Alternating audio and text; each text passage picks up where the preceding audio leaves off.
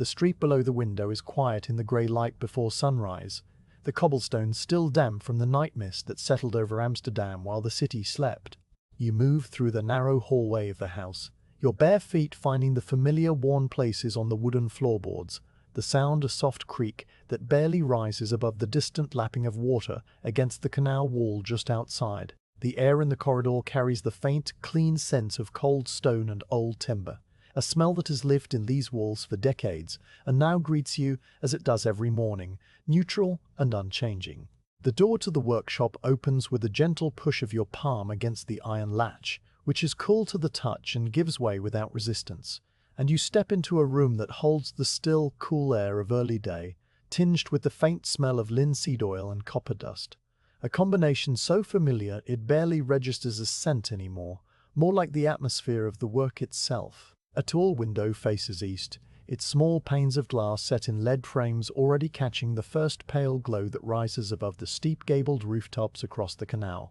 That light falls directly onto a long wooden bench placed beneath the window, the surface scarred by decades of tiny scratches and darkened by the oils of countless hands that have worked here before yours. On the bench rests a clean copper plate, a set of small steel burins wrapped in a leather roll, a little jar of etching ground sealed with a cork, a fine mesh bag of charcoal dust, and several clean rags folded into a neat pile, each item left from the previous day in exactly the same position you now expect, as if the workshop itself remembered the order you gave it. You set a small clay pot of water onto the stone windowsill. The pottery cool against your fingers, then draw a tall stool towards the bench, the legs making a soft scraping on the floorboards that settles into silence almost as soon as it begins, leaving only the slow rhythm of your own breathing to fill the space along with the very distant, barely perceptible murmur of the waking city beyond the glass. Outside, a single gull passes above the sharp peaks of the rooftops,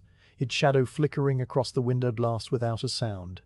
a brief grey shape that comes and goes before you can fully turn your head. The light grows a shade brighter, moving across the plastered wall like a slow tide, revealing the grain of the wood panels, the fine cracks in the ceiling beams, and the pale dust motes suspended in the air, which drift without any hurry, carried by currents too gentle to feel. You watch them for a moment, these tiny specks floating in the shaft of morning light, before turning your attention back to the bench, where the tools wait in their orderly arrangement. The stool settles under your weight as you sit, the wooden seat worn smooth by years of use, and you take a moment to let the quiet of the room settle around you,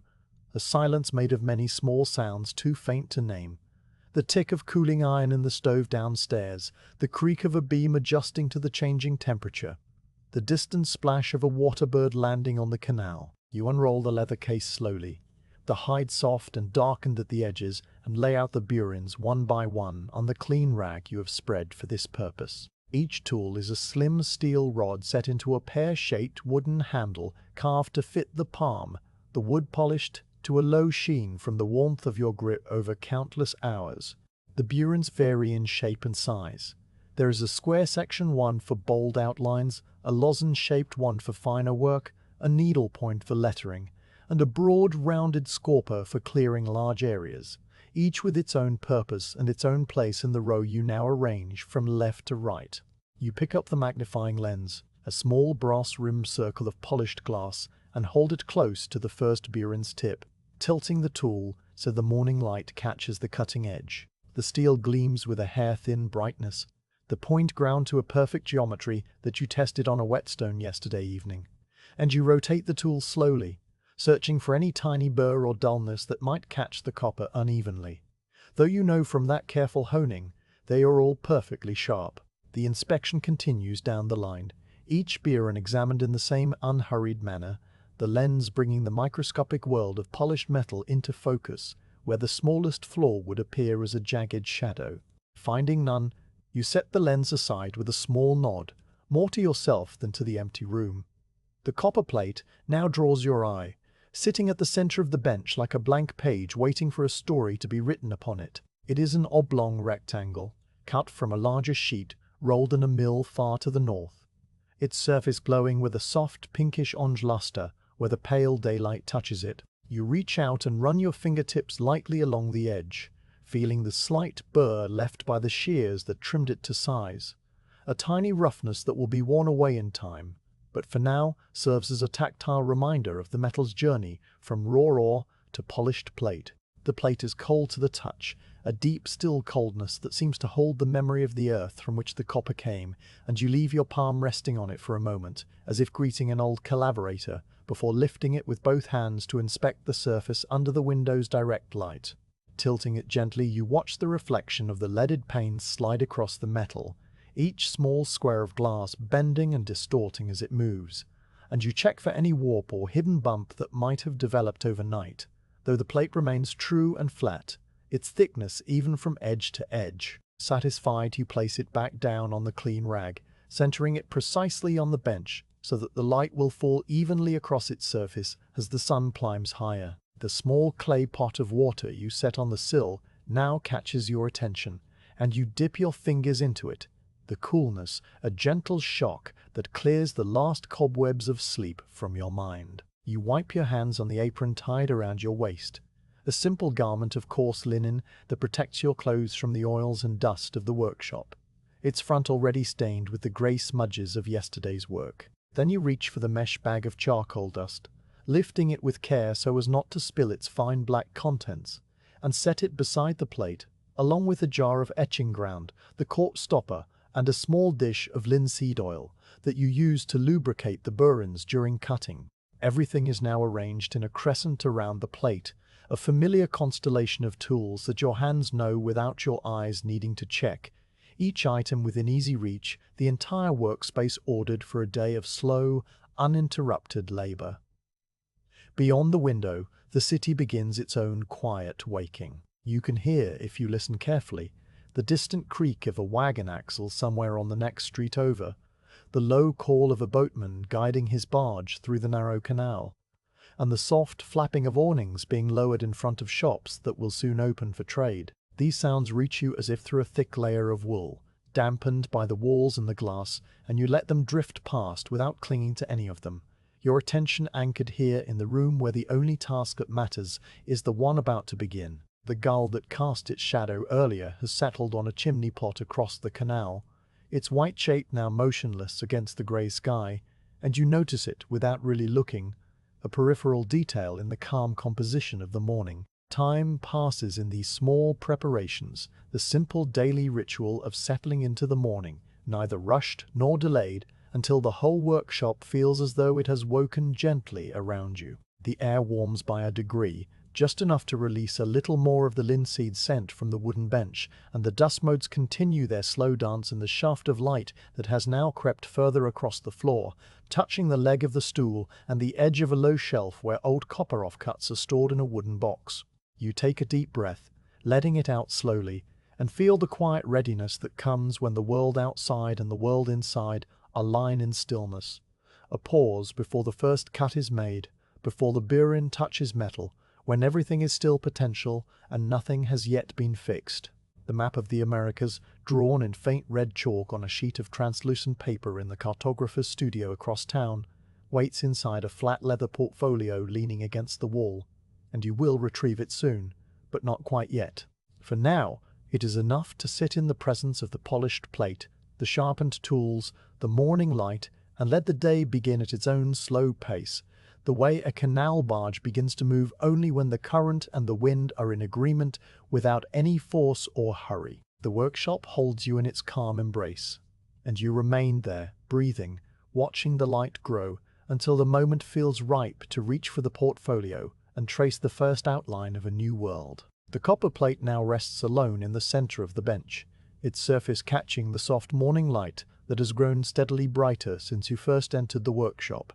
The small leaded panes of the window casting a faint grid of shadow that slides across the metal as the sun climbs. It is an oblong rectangle about the size of an open book, cut from a larger sheath that was rolled in a mill far to the north, where water wheels turned heavy iron rollers, compressing the raw copper into sheets of even thickness before they were shipped down the canals on flat barges. The plate has a soft pinkish-orange luster, like the blush on the skin of a ripe apricot. Though it is hard and cold and smooth, its surface worked by the mill's finishing stones until it arrived here without deep scratches or pits, ready for the engraver's careful touch. You first ran your palm across the plate a few days ago to feel for any warp or hidden bump, closing your eyes so your sense of touch could detect the slightest imperfection, that silent language of the fingertips reading the metal's topography with a sensitivity that eyes alone could never match. The plate was true and flat, its thickness even from edge to edge, its weight a comforting solidity when you lifted it with both hands, the kind of heft that speaks of quality material and promises it will not buckle under the repeated pressure of the burin over the long weeks of work to come. Now you run that same palm over the surface again, not searching for flaws this time, but simply greeting the metal, the way a carpenter might run a hand along a plank before planing. The copper is cool, still holding the night's chill even as the workshop air begins to warm, and the sensation is smooth to the point of slickness, like touching a frozen puddle made not of water, but of something denser and more permanent. Under the window's direct light, you can see the faintest haze on the surface, an almost invisible film of oxide that formed overnight as the copper breathed the damp canal air, and alongside it a few smudges left by your own fingertips from the previous evening when you had set the plate down after its initial inspection. To the naked eye, the plate might appear perfectly clean,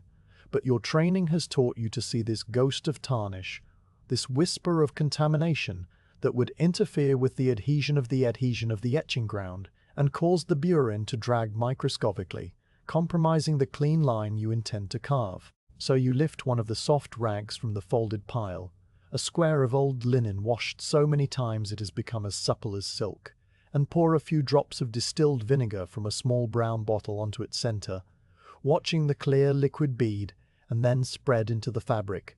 darkening the linen to a pale gray. The first pass of the rag across the copper releases the sharp, clean scent of the vinegar, cutting through the older, heavier smell of linseed oil and charcoal that always lingers in the workshop, no matter how often you air it. You begin in the upper left corner and wipe in slow, overlapping circles, the motion originating not in your wrist, but in your whole forearm, a steady rotation that covers every inch of the plate without haste. The rag turns dark almost immediately, picking up the invisible oxide layer and the faint oily residue left by your skin, and you pause after a minute to refold the cloth to a clean side, then continue the wiping, moving across the plate as methodically as a ploughman tilling a field. The vinegar evaporates rapidly in the dry air of the room, its sharpness fading into a faint, clean tang that mingles with the other workshop scents without overwhelming them. You work your way from the left edge to the right, overlapping each circular pass so that no spot is missed, paying special attention to the corners where oxide tends to accumulate in the microscopic scratches left by the mill's finishing process. The whole plate receives this treatment twice, a first pass to lift the contamination and a second to ensure nothing remains. The rag gliding with less resistance now as the copper achieves a state of chemical cleanliness that the naked eye perceives only as a slight brightening, a removal of a dullness you were not even fully aware of until it was gone. With the vinegar wash complete, you set the damp rag aside and take up the small linen bag filled with fine charcoal powder, a material you prepare yourself from willow branches burned slowly in a covered pot until they crumble into the softest black dust. The bag is about the size of your fist, its fabric worn thin from years of use, and you pass it gently against the metal surface, releasing a cloud of dark particles that settle across the copper like a fine volcanic ash. The charcoal sits there for a moment, a loose layer of deepest black against the warm pink-orange of the metal, and then you take a fresh dry rag and begin polishing in the same methodical circles used before, pressing down, now with more weight, so that the charcoal granules grind against the copper. The sound that arises is a soft, continuous shushing, like distant sand shifting on a quiet shore, or like the sound of a gentle rain falling on still water, a noise so steady and predictable that it becomes a kind of silence in itself after a few minutes. You work the charcoal into the metal, and the friction warms the plate slightly under your hand, a faint heat that seeps into your palm through the rag, a physical confirmation of the transformation taking place at the microscopic level where the charcoal particles are smoothing out the last remaining tool marks from the mill. As you polish, rotating the plate with your free hand to keep the light falling at the right angle, the reflection in the copper begins to sharpen. At first, The window panes appear as soft, blurry suggestions of light and dark, but as the minutes pass, they resolve into clear rectangles with distinct lead lines, and you can see the shape of the gull that still sits motionless on the chimney pot across the canal, its white body now a crisp duplicate swimming in the metal's amber depth. The workshop itself begins to appear in reverse on the plate surface, the ceiling beams running as dark lines across the top, your own face a calm oval hovering just above the center, the tools on the bench arrayed in miniature precision. Each circle of the rag refines this reflection further, and you watch the transformation with quiet satisfaction, the kind of satisfaction that comes not from achievement, but from the steady, predictable progress of a process you have performed so many times it has become a form of meditation. The edges of the plate require particular care, because it is at the edges that the burin will later begin and end its cuts, and any roughness here could cause a slip that would ruin the line. So you fold the rag into a small firm pad and run it along all four borders with short, precise strokes, working the charcoal into the narrow bevel that the shears left behind when the plate was cut to size. This bevel is a tiny slanted surface about the width of a fingernail, and you polish it until it shines with the same mirror gloss as the main surface, removing the last evidence of the shears' teeth that had left a faint serration discernible only to the touch. Around the corners, where the bevel turns sharply, you slow down even further, working the rag in tiny arcs until every millimeter of copper, from the very center of the plate to the farthest corner, possesses an identical level of polish. The process consumes nearly an hour, but it is an hour spent so deeply in the rhythm of the work that you are not aware of time passing, only of the gradually emerging perfection of the surface and the calm repetition of your own hand. From time to time, you pause to blow away the charcoal dust that accumulates in the rag's folds and on the plate itself, a soft puff of breath that sends the fine black particles drifting into the shaft of window light, where they sparkle briefly, before vanishing into the gloom of the ceiling. You watch them rise and fall, tiny constellations swirling in the sunbeam, and then return your attention to the plate, checking the reflection against a different angle of light. The surface now gleams like a dark mirror,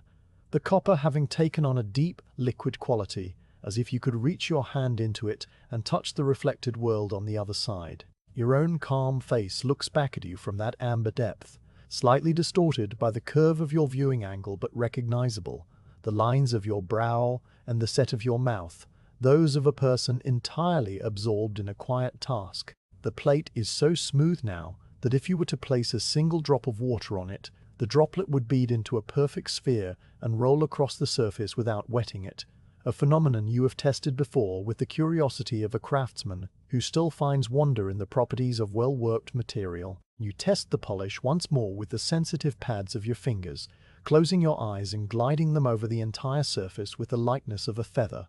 There is no drag, no micro-roughness, nothing but a glassy smoothness that feels almost wet, though it is perfectly dry. Even the faint warmth generated by the polishing has dissipated now, and the plate is cool again, restored to its ambient temperature, a sleek rectangle of flawless metal, ready for the next stage. The charcoal dust that remains on the surface forms a thin, even film that you will not wipe away entirely, because a trace of it will assist in cutting the ground slightly, providing a microscopic tooth for the wax and resin mixture to grip, ensuring the dart coating adheres evenly. This is knowledge that lives in your hands, and in the unspoken tradition of engravers stretching back generations, passed from master to apprentice in the same quiet workshops and never written down, a wisdom of fingertips and instinct. You lift the plate carefully by its edges, your fingernails just catching the underside so as not to smear the polished surface with new finger oils, and set it down on a fresh, clean cloth spread on the bench. The old cloth, now smeared with vinegar, oxide and charcoal, gets folded into a rough square and placed in the basket by the door where soiled rags wait for the washwoman who comes every Thursday afternoon, a rhythm as reliable as the tide in the North Sea. The sun has climbed higher during your work, the shaft of light through the window now shorter and more intense, falling directly on the bench and warming the wood so that you can feel the heat radiating through your sleeves when you lean close. The gull has finally left its chimney pot, and the sky beyond the glass is a pale, washed blue, with a few thin clouds stretched across it like carded wool, moving imperceptibly from west to east. The sounds of the city have grown slightly more present. the distant clop of wooden shoes on cobblestones, the rhythmic call of a herring seller pushing his cart along the street, the splash of a barge pole entering the water. But none of these sounds intrude upon the stillness of the workshop. They merely provide a soft, distant backdrop, like a melody played so quietly it is more felt than heard. For a few moments, you sit motionless on the stool, your hands resting loosely in your lap, your eyes resting on the polished plate that now gleams in the light. The stillness in the room is complete, the kind of stillness that exists only when a long, focused task has reached its natural pause and the next step waits patiently for your readiness. There is no need to rush. The whole day lies ahead, and beyond it, the whole week, the whole month, until the map of the Americas is finished and sent to the printer's workshop next door, where the press will transfer its meticulous lines onto paper that will travel across Europe to scholars and merchants and curious minds. All of that is in the future, a distant cloud on the horizon, while here, in the present moment, there is only the plate and the light and the quiet rhythm of your own breathing. You reach for the small earthenware jar that contains the etching ground, its cork still sealed with a drip of wax, and place it beside the plate. Then reach for the little oil lamp and the taper, preparing for the next stage. But before you light the flame, you pause once more, looking at your own reflection in the copper, now perfectly clear and still. A silent companion who has watched you work and will watch you still as the day unfolds, line by line, into the map of a world. With the plate now clean and gleaming like a dark amber pool frozen solid, you reach for the small earthenware jar that sits among the tools, its surface unglazed and rough against your fingertips, the cork sealed with a drip of brown wax that has hardened into a tiny dome. This jar holds the etching ground, a mixture of virgin beeswax, Syrian bitumen, and burgundy resin cooked together over a low fire until they melt into a single dark substance that is hard when cool, soft when warm, and capable of gripping polished copper with a tenacity that survives the sharpest burin stroke. You break the wax seal with your thumb, hearing the tiny crack as it splits, and work the cork free with a gentle twisting motion that produces a soft pop, the sound swallowed immediately by the quiet of the room. Inside the jar, the ground presents itself as a glossy, brownish-black paste that smells of pine forests and ancient earth, the bitumen lending a deep, almost smoky undertone, while the resin adds a sharp, clean note that reminds you of walking through a stand of fir trees on a warm day, though outside the window the morning air remains cool and the rooftops are still pale with the last traces of dew. You scoop a small amount of the ground onto a scrap of tin using a slender wooden spatula worn at the tip from countless similar scoops, the paste resisting slightly before releasing with a faint, sticky sigh. The tin scrap is about the size of a playing card, its surface dull and grey, and you set it on the bench beside the oil lamp, which you now pull closer, its brass base heavy enough to stay firmly in place as you tilt the small reservoir to check the oil level. Satisfied that there is enough for the morning's work, you strike a flint against the steel striker, the spark jumping once, twice, and on the third try catching the wick's tip, producing a small flame that flickers orange and blue at its base before settling into a steady, sooty yellow tongue. The flame reflects in the polished copper plate for a moment, a tiny dancing light that seems to live inside the metal, and then you lift the tin scrap and hold it above the flame, keeping it far enough away that the ground warms gradually rather than scorching, a patience you learned long ago when a young apprentice's impatience once ruined a whole batch with burnt bitumen that smelled of tar and refused to adhere evenly. The ground begins to soften almost imperceptibly at first, its glossy surface relaxing into a dull sheen as the heat penetrates the thin layer, and then slowly it starts to glisten, the wax melting into a dark honey that spreads across the tin in a slow, viscous wave. The resinous scent intensifies, filling the immediate space around the lamp with a warm, aromatic cloud that you breathe in without thinking. A smell that has marked your clothes and hair for so many years that you no longer notice it on yourself, though visitors to the workshop sometimes comment on the pleasant, woody fragrance that clings to the walls. You rotate the tin scrap gently between your fingers, encouraging the melt to spread evenly, and watch the ground transform from a solid paste into a liquid just barely thicker than water, its surface now reflecting the lamp flame as a distorted golden smear. When the consistency is right, a state you judge not by any measurement, but by the way the liquid moves when you tilt the tin. You set the scrap down on a heat-resistant tile and reach for the dabber. The dabber is a simple tool you made yourself many years ago, a mushroom-shaped object consisting of a wooden handle carved to fit between your thumb and first two fingers, and a pad made of cotton wool wrapped tightly in a square of fine silk that is tied off at the neck with a waxed cord. The silk is stained dark brown from years of absorbing the ground, its once cream color now a deep coffee shade, and it is smooth to the touch, the fabric's natural weave almost completely obscured by the layers of wax and resin that have impregnated its fibers. You hold the dabber by its stem and press its flat bottom gently against the pool of melted ground on the tin, lifting it away after a moment to inspect the face. A thin, even layer of the dark substance now coats the silk, glistening faintly, ready to transfer to the copper in a pattern of tiny, overlapping dots that will merge into a seamless film. Holding the plate steady on the bench with your left palm pressing down on a clean rag to keep it from shifting, you bring the dabber down in the upper left corner of the copper and begin tapping, the motion light and rapid, each touch lasting only a fraction of a second. The silk pad kisses the metal with a soft, muted sound, a gentle patting that falls into a steady rhythm almost immediately, the way a woodpecker taps against a distant tree, rapid but unhurried. Each tap deposits a tiny dot of the dark ground onto the polished surface, a dark freckle against the amber shine, and you move the dabber across the plate in a methodical grid, left to right, then down a row, then right to left, the pattern ensuring complete coverage. The dots are so close together that they touch and merge, forming a continuous velvety coating that slowly creeps across the copper like a shadow spreading over a sundial as the day progresses. You work with the precision of long practice, the dabber lifting and falling with a steadiness that comes not from conscious thought but from deep muscle memory, your wrist loose and relaxed. The layer must be neither too thick, which would make the lines ragged when you engrave, nor too thin, which would leave the copper vulnerable to the acid that the printer will later use to bite the plate. Judging this thickness is a matter of feel and sight. When the ground is just right, the copper's reflection is completely obscured, replaced by a uniform dark brown that absorbs the daylight like a pool of shadow. Yet you can still sense the metal's presence beneath the coating,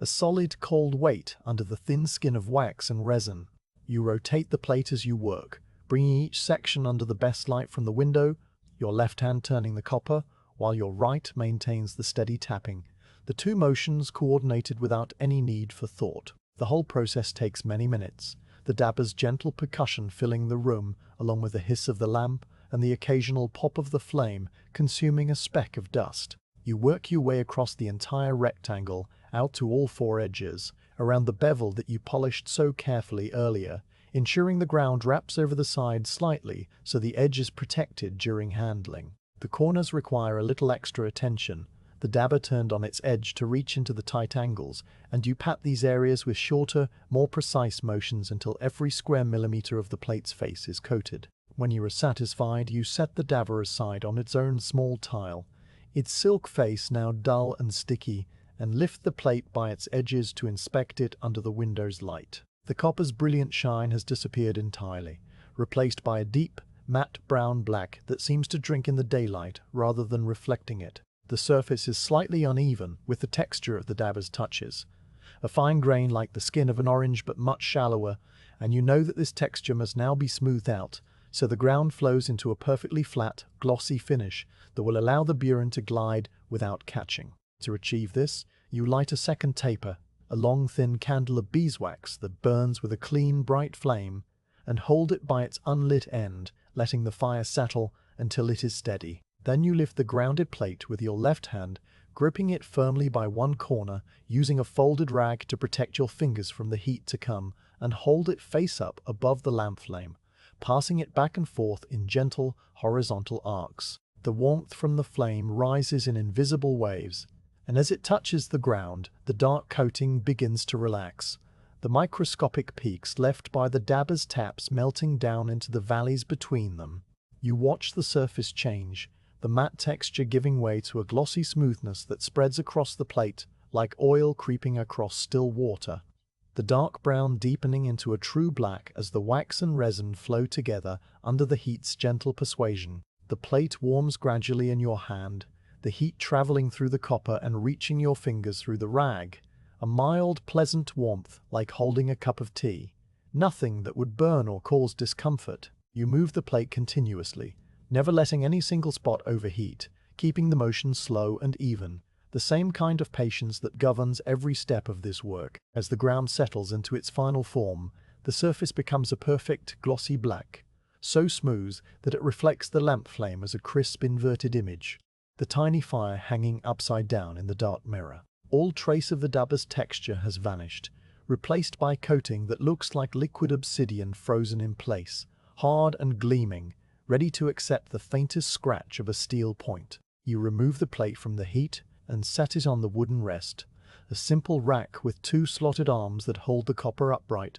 so the ground can cool without touching anything. The cooling takes several minutes, during which the gloss fades slightly to a rich, matte charcoal, the surface hardening to a toughness that will resist the burin's stray slips while still being thin enough to cut cleanly. But the ground is not yet complete, for you must now smoke it, a process that will darken the surface to a uniform, light-absorbing black and make every engraved line visible with perfect contrast. You take the taper you lit earlier and pinch the wick briefly to remove any charred excess, then let the flame grow tall and steady, its yellow tongue wavering only slightly in the still workshop air. Holding the plate face down above the flame using both hands, the copper warm but no longer hot, you begin moving it in gentle circles so the sooty smoke rises from the burning beeswax and deposits itself in an even velvety layer across the ground. The smoke is a soft black plume that curls upward, its particles finding the tacky surface of the wax and adhering there, building a fine film that deepens the blackness with every pass. You watch the circle of the plate move above the flame, the motion smooth and hypnotic, the dark coating growing richer as the soot accumulates, the reflection of the room fading away until the surface is a perfect matte charcoal shade, like pressed ash or the blackest velvet, absorbing all light without returning any. The smoking takes many minutes, the plate growing warm again under the flame's proximity, and you adjust the distance occasionally to keep the heat gentle and even. The beeswax taper gives off a sweet, honeyed scent that mixes with the pine aroma of the ground and the faint oiliness of the lamp, creating a complex fragrance that fills the workshop with an atmosphere of patient industry. When the surface has achieved the deep, uniform blackness you seek, you blow out the taper with a gentle puff and set the smoked plate back onto the wooden rest, where it will now sit undisturbed while the ground hardens fully and the temperature equalizes. The plate, once a gleaming rectangle of polished copper, has become a dark canvas, silent and waiting, its surface as black as a moonless night over the North Sea, holding within it the potential of an entire continent waiting to be drawn out line by line with a steady hand and a sharp burin. On the bench beside the dark plate now lies a sheet of thin, translucent paper, a material that comes from the papermaker's vat in the Zaandam mills, where linen rags are pounded into pulp and then lifted on fine wire frames to form leaves of surprising strength and clarity, despite their delicate appearance. This particular sheet has been prepared by the master cartographer, whose studio occupies a narrow building on the other side of the city, near the harbour where the tall ships unload their cargoes of spice and timber.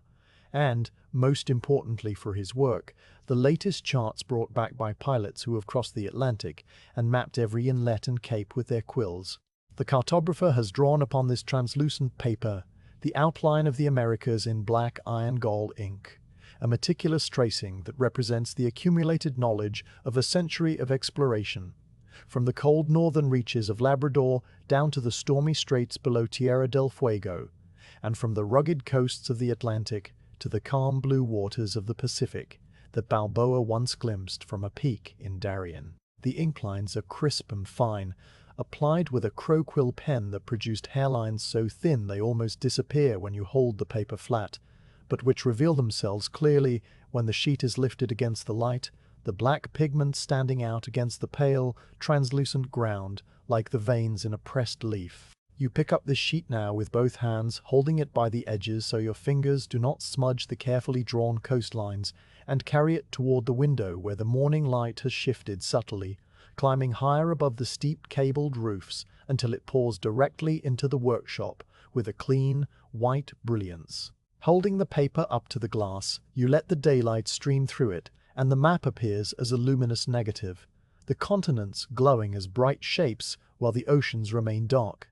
The intricate inlets and capes and the long, smooth arcs of coastline, all traced with a penmanship so fine and deliberate that you can admire, not for the first time, the steady hand that made them months ago.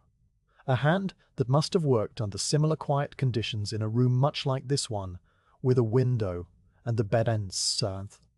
with the weneth with what the islands of the Caribbean hang like a dusting of tiny spots, each one marked with its own neat outline, and the great rivers of the interior, the Santeria, Lawrence, the Mississippi, the Amazon, trace their winding paths inland from the sea, gradually tapering into the thinnest of lines before vanishing altogether in the unmapped heart of the continents. The scene beyond the window is quiet, hardly different from the previous hour. The same gull now returned to the same chimney pot, where it preens its white feathers with methodical strokes of its orange beak, the same distant murmur of a barge being poled along the canal by a boatman whose low, rhythmic call reaches you as a barely audible cadence, a sound that rises and falls with the dipping of the pole. The water of the canal itself is grey-green and still, reflecting the brick facades of the houses opposite in wavering rectangles, and on its surface a few fallen leaves drift slowly toward the lock that leads to the next section of waterway, their journey so unhurried they seem almost stationary. None of these details distract you from the sheet in your hands. They merely form the background of the world, a calm tapestry against which the close, focused work of the morning continues to unfold step by step, each movement connected to the next as naturally as one breath follows another. The next stage requires you to transfer the ink drawing onto the smoked ground of the copper plate, and for that you will need a layer of red chalk on the back of the paper, a technique used by painters and fresco makers as well as engravers. A simple principle of pressure and pigment that has been known since the old masters of Italy first traced their cartoons onto wet plaster centuries before. You return to the bench and lay the map sheet face down on a clean piece of scrap parchment,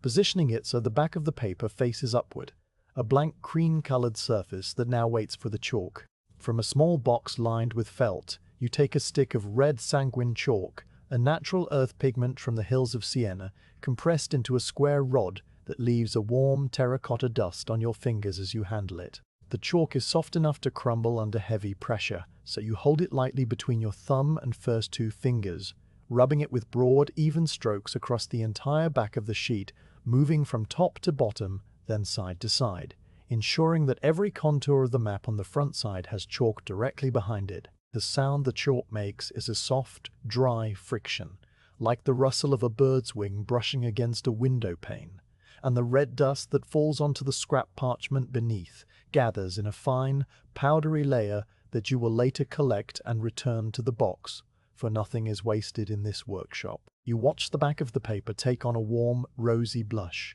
the white gradually disappearing under the red until the entire sheet has the color of a pale sunset, even and smooth, without streaks or bare patches. The process requires several passes, each overlapping the last, and you turn the paper once to approach it from a different angle, ensuring the coverage is as uniform as possible so that later, when pressure is applied from the front, the transfer will be clean and complete, with no gaps where the coast might vanish into nothing on the dark ground. After each pass, you pause to blow away the excess dust, the red mist drifting across the bench like a soft, dry rain. And then you continue, your hand moving back and forth in a rhythm as steady as the ticking of the long case clock that stands in the corner by the door, its pendulum swinging in a slow, perpetual arc that marks the passing minutes without urgency. When the back of the paper is sufficiently coated, you set the chalk stick aside and lift the sheet, turning it over to inspect the front once more, ensuring no red dust has crept around the edges to mar the ink drawing. The coastlines remain crisp and black, undisturbed, and you nod slightly, a small confirmation to yourself that the step is complete. Now comes the most delicate part of the process, the alignment of the paper onto the smoked plate,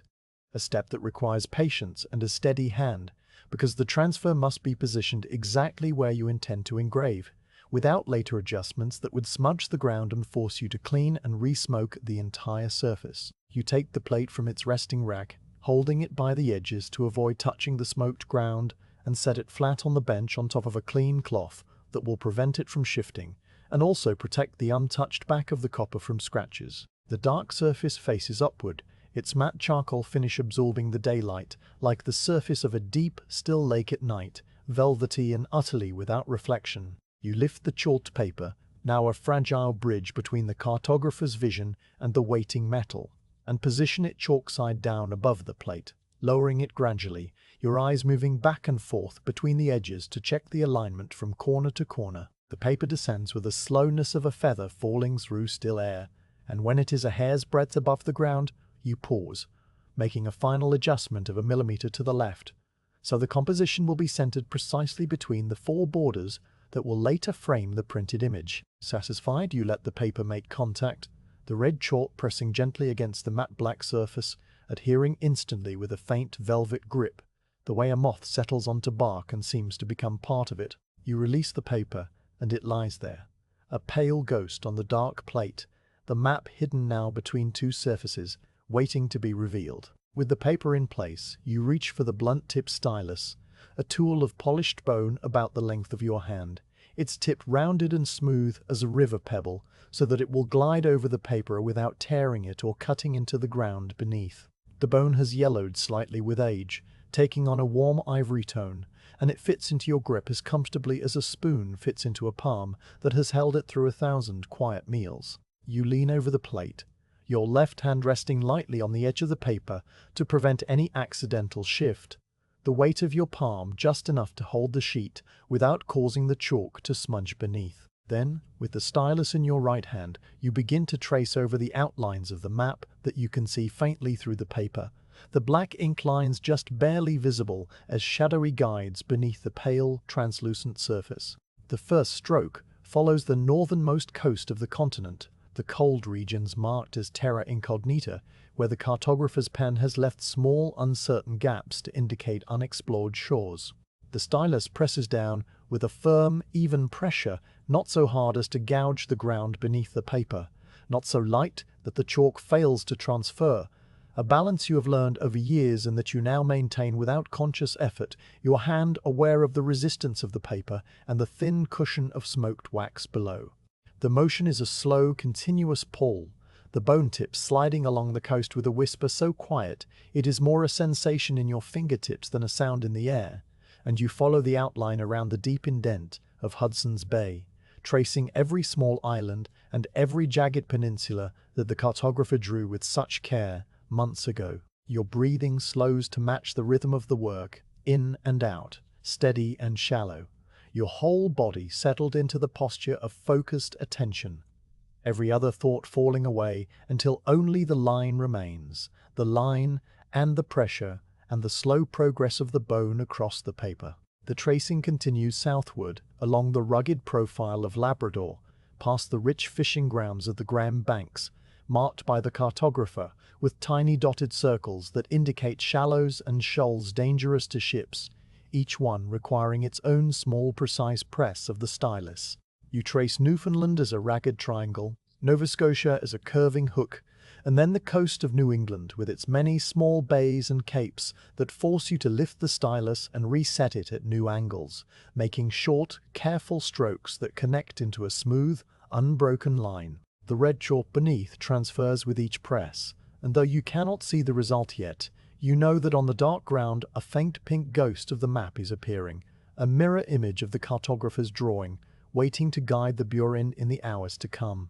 The paper rustles occasionally under the stylus, a dry, soft sound like leaves turning in a very gentle breeze, and from time to time you pause to wipe a trace of red dust from the edge of your palm where it has accumulated. Using a corner of the rag that lies beside the plate, the hour passes in this absorbed silence, the light through the window shifting slowly across the bench, the shadows of the leaded panes crawling over the wood, like the gnomon of an ancient sundial, marking time without announcing it. You trace the broad curve of the Virginia coast, the delicate lacework of Chesapeake Bay, with its many feeding rivers that spread inland like the branches of an old oak,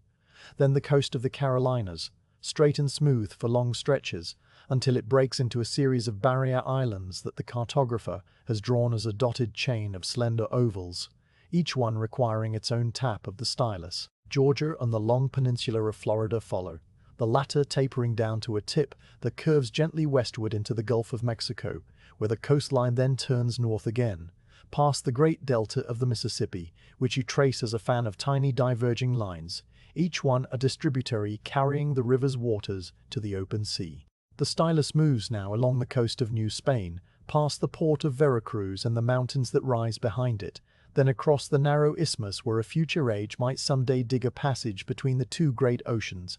There's such a thought does not belong in this quiet room in the year 1660, and you guide the bone point across the land bridge without hurry, following the cartographer's careful indications of hills and swamps and the faint dotted lines that mark the overland trade routes used by mule trains since the old empire of the Aztecs. The tracing continues into the great southern continent, past Cartagena and the Spanish Main, past the dense forests of the Orinoco and the broad, slow waters of the Amazon, which you trace as a single winding stroke that snakes far into the interior, its length so great that your arm must shift position halfway through, the stool creaking softly as you adjust, that you never lift the stylus from the paper, maintaining the line's continuity with a smooth roll of your wrist. The long spine of the Andes requires you to trace a parallel set of lines that the cartographer has drawn to represent the mountains, two sweeping curves that run the full length of the western side of the continent, and you follow them patiently, the stylus tracing first the coastal chain, then the interior chain,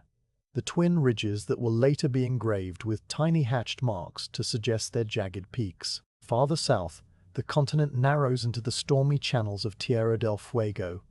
the land breaking apart into islands and sounds and deep, twisting fjords that the map shows as a maze of intricate lines, a puzzle for the burin that will come later. You trace the final cape, the southernmost point of the Americas where the Atlantic and the Pacific meet in cold grey fury, though on this quiet sheet of paper, in this warm still workshop, the fury is reduced to a neat ink curve that your bone stylus follows without complaint, completing the circuit of the hemisphere. More than an hour has passed since you began tracing, and the sun has climbed higher still, its light now falling across the bench from a steeper angle, warming the wood under your elbow and bringing out the scent of the linseed oil that has soaked into the grain over decades. You sit up slowly, your spine straightening with a soft creak, and set the stylus aside on its small felt pad, taking a moment to flex your fingers and rest your eyes by looking at the far wall, where a simple print of a Dutch windmill hangs in a plain wooden frame,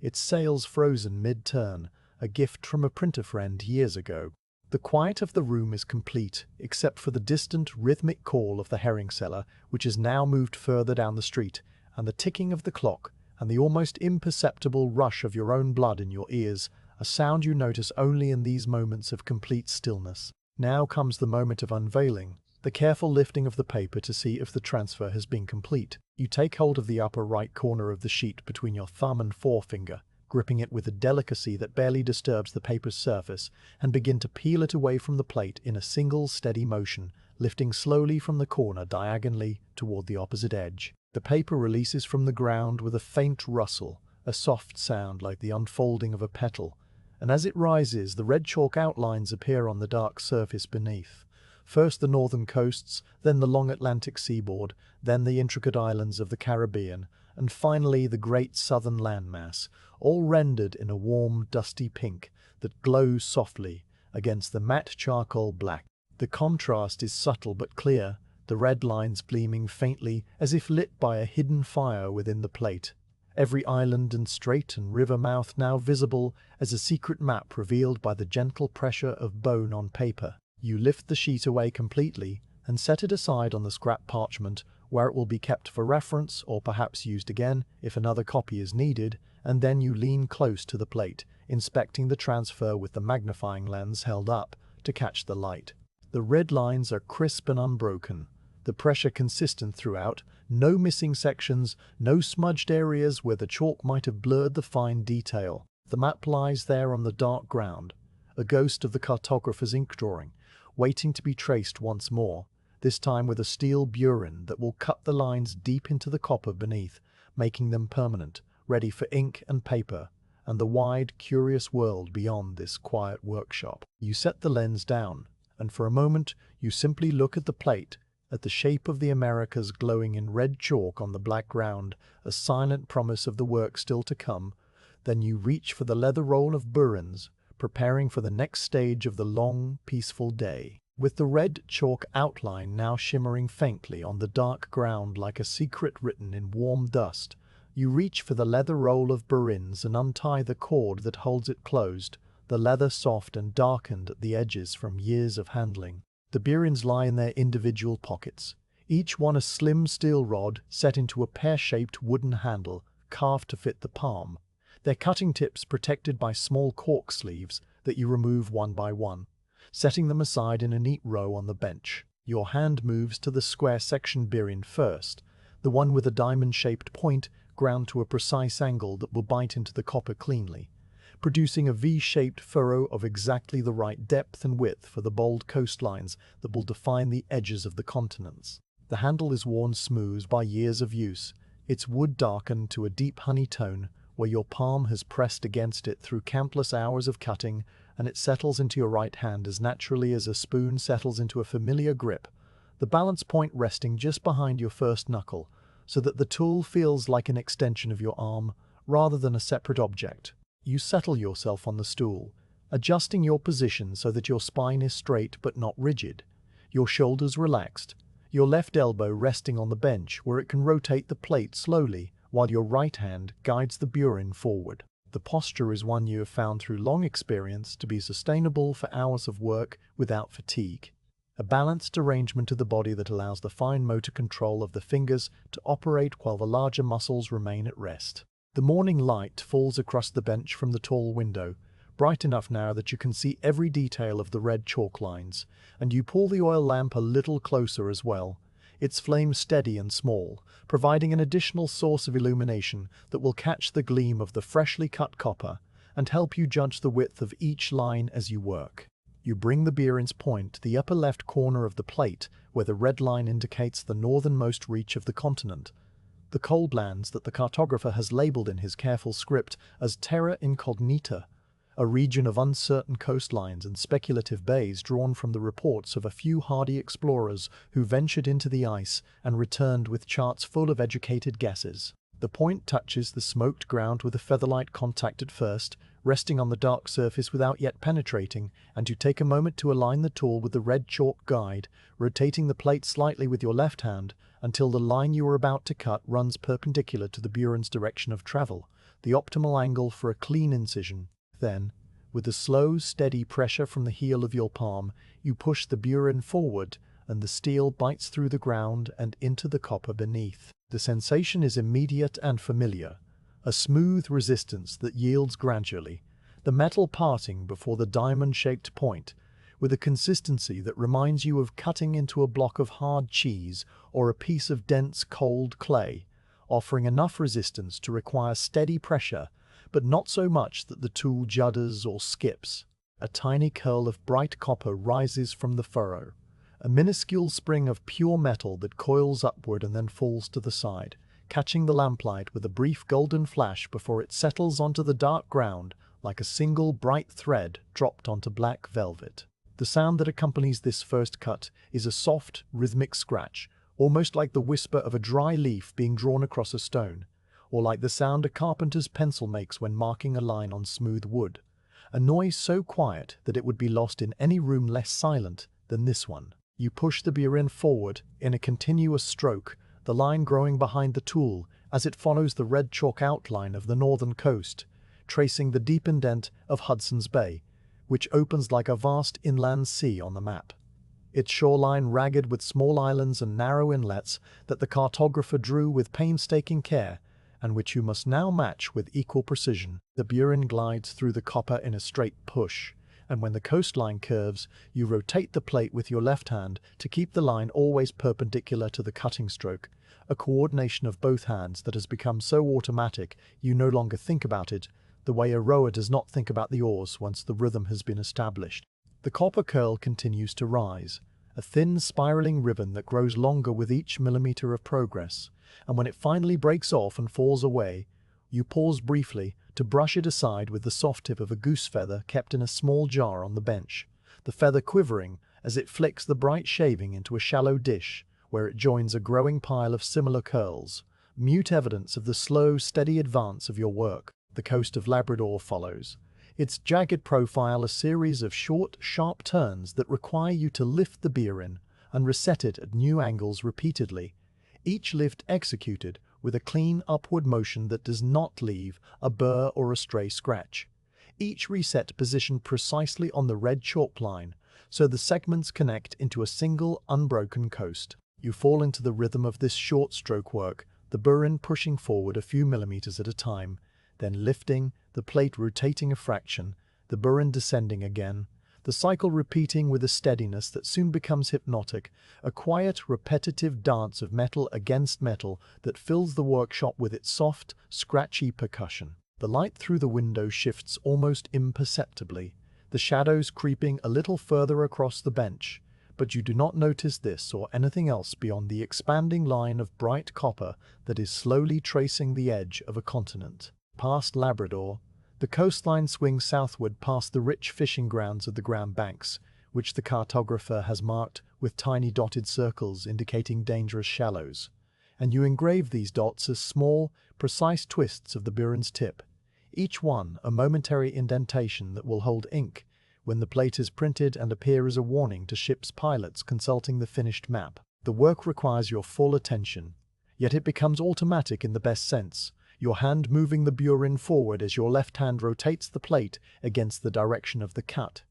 keeping the curve of the line always at the correct orientation, a slow dance between metal and copper that demands nothing but patience and calm, nothing but the willingness to continue steadily forward without hurrying toward the end. Newfoundland appears as a ragged triangle, its coastline deeply indented with fjords that the cartographer may have drawn from the reports of Basque fishermen who have worked these waters for generations. Though you do not think about the fishermen or their boats, you think only of the line of the red chalk guide, of the steady pressure of your palm, and the tiny curl of copper that rises and falls. Nova Scotia curves like a hook, and you navigate its shape with a series of smooth, continuous strokes, the burin moving more freely now as your hand warms to the work and the copper seems to yield more willingly, the metal almost eager to receive the shape it was always meant to hold. The coast of New England comes next, its many small bays and capes requiring tight turns and short, precise cuts that slow your progress to a crawl, though speed has never been a concern in this workshop, where the only measure of time is the quality of the line and the satisfaction of seeing the map emerge from the dark ground one stroke at a time. The burin continues its quiet song along the seaboard, past the long sweep of the Virginia coast where the shoreline runs smooth and straight for long stretches, allowing you to settle into a longer, more sustained rhythm, the tool pushing forward for several inches before you pause to clear away the copper dust and flex your fingers. The Chesapeake Bay opens as a broad indentation filled with a web of feeding rivers that you will engrave later with the finer burins. For now, you trace only the main outline of the bay's mouth, leaving the interior details for the next stage of work when the coastlines are complete. The plate turns under your hands, the light catching the freshly cut groove from different angles, and with each turn you can see the progress you have made. The bright copper line that now runs unbroken from the frozen north all the way down to the mild shores of the mid-Atlantic colonies. The Carolinas pass under your tool, their long, straight coasts broken occasionally by barrier islands that appear as small, slender ovals separated from the mainland by narrow channels of water, and you engrave each island as a separate loop, lifting the burin and reinserting it with careful precision so each one maintains its proper shape and position relative to the coast. The red chalk guide is beginning to fade slightly where your left hand is rested on the plate, the warmth of your palm lifting tiny amounts of the chalk from the smoked ground, but the lines remain clear enough to follow, and you have the cartographer's original drawing nearby for reference, the translucent paper still lying on the corner of the bench where you left it earlier.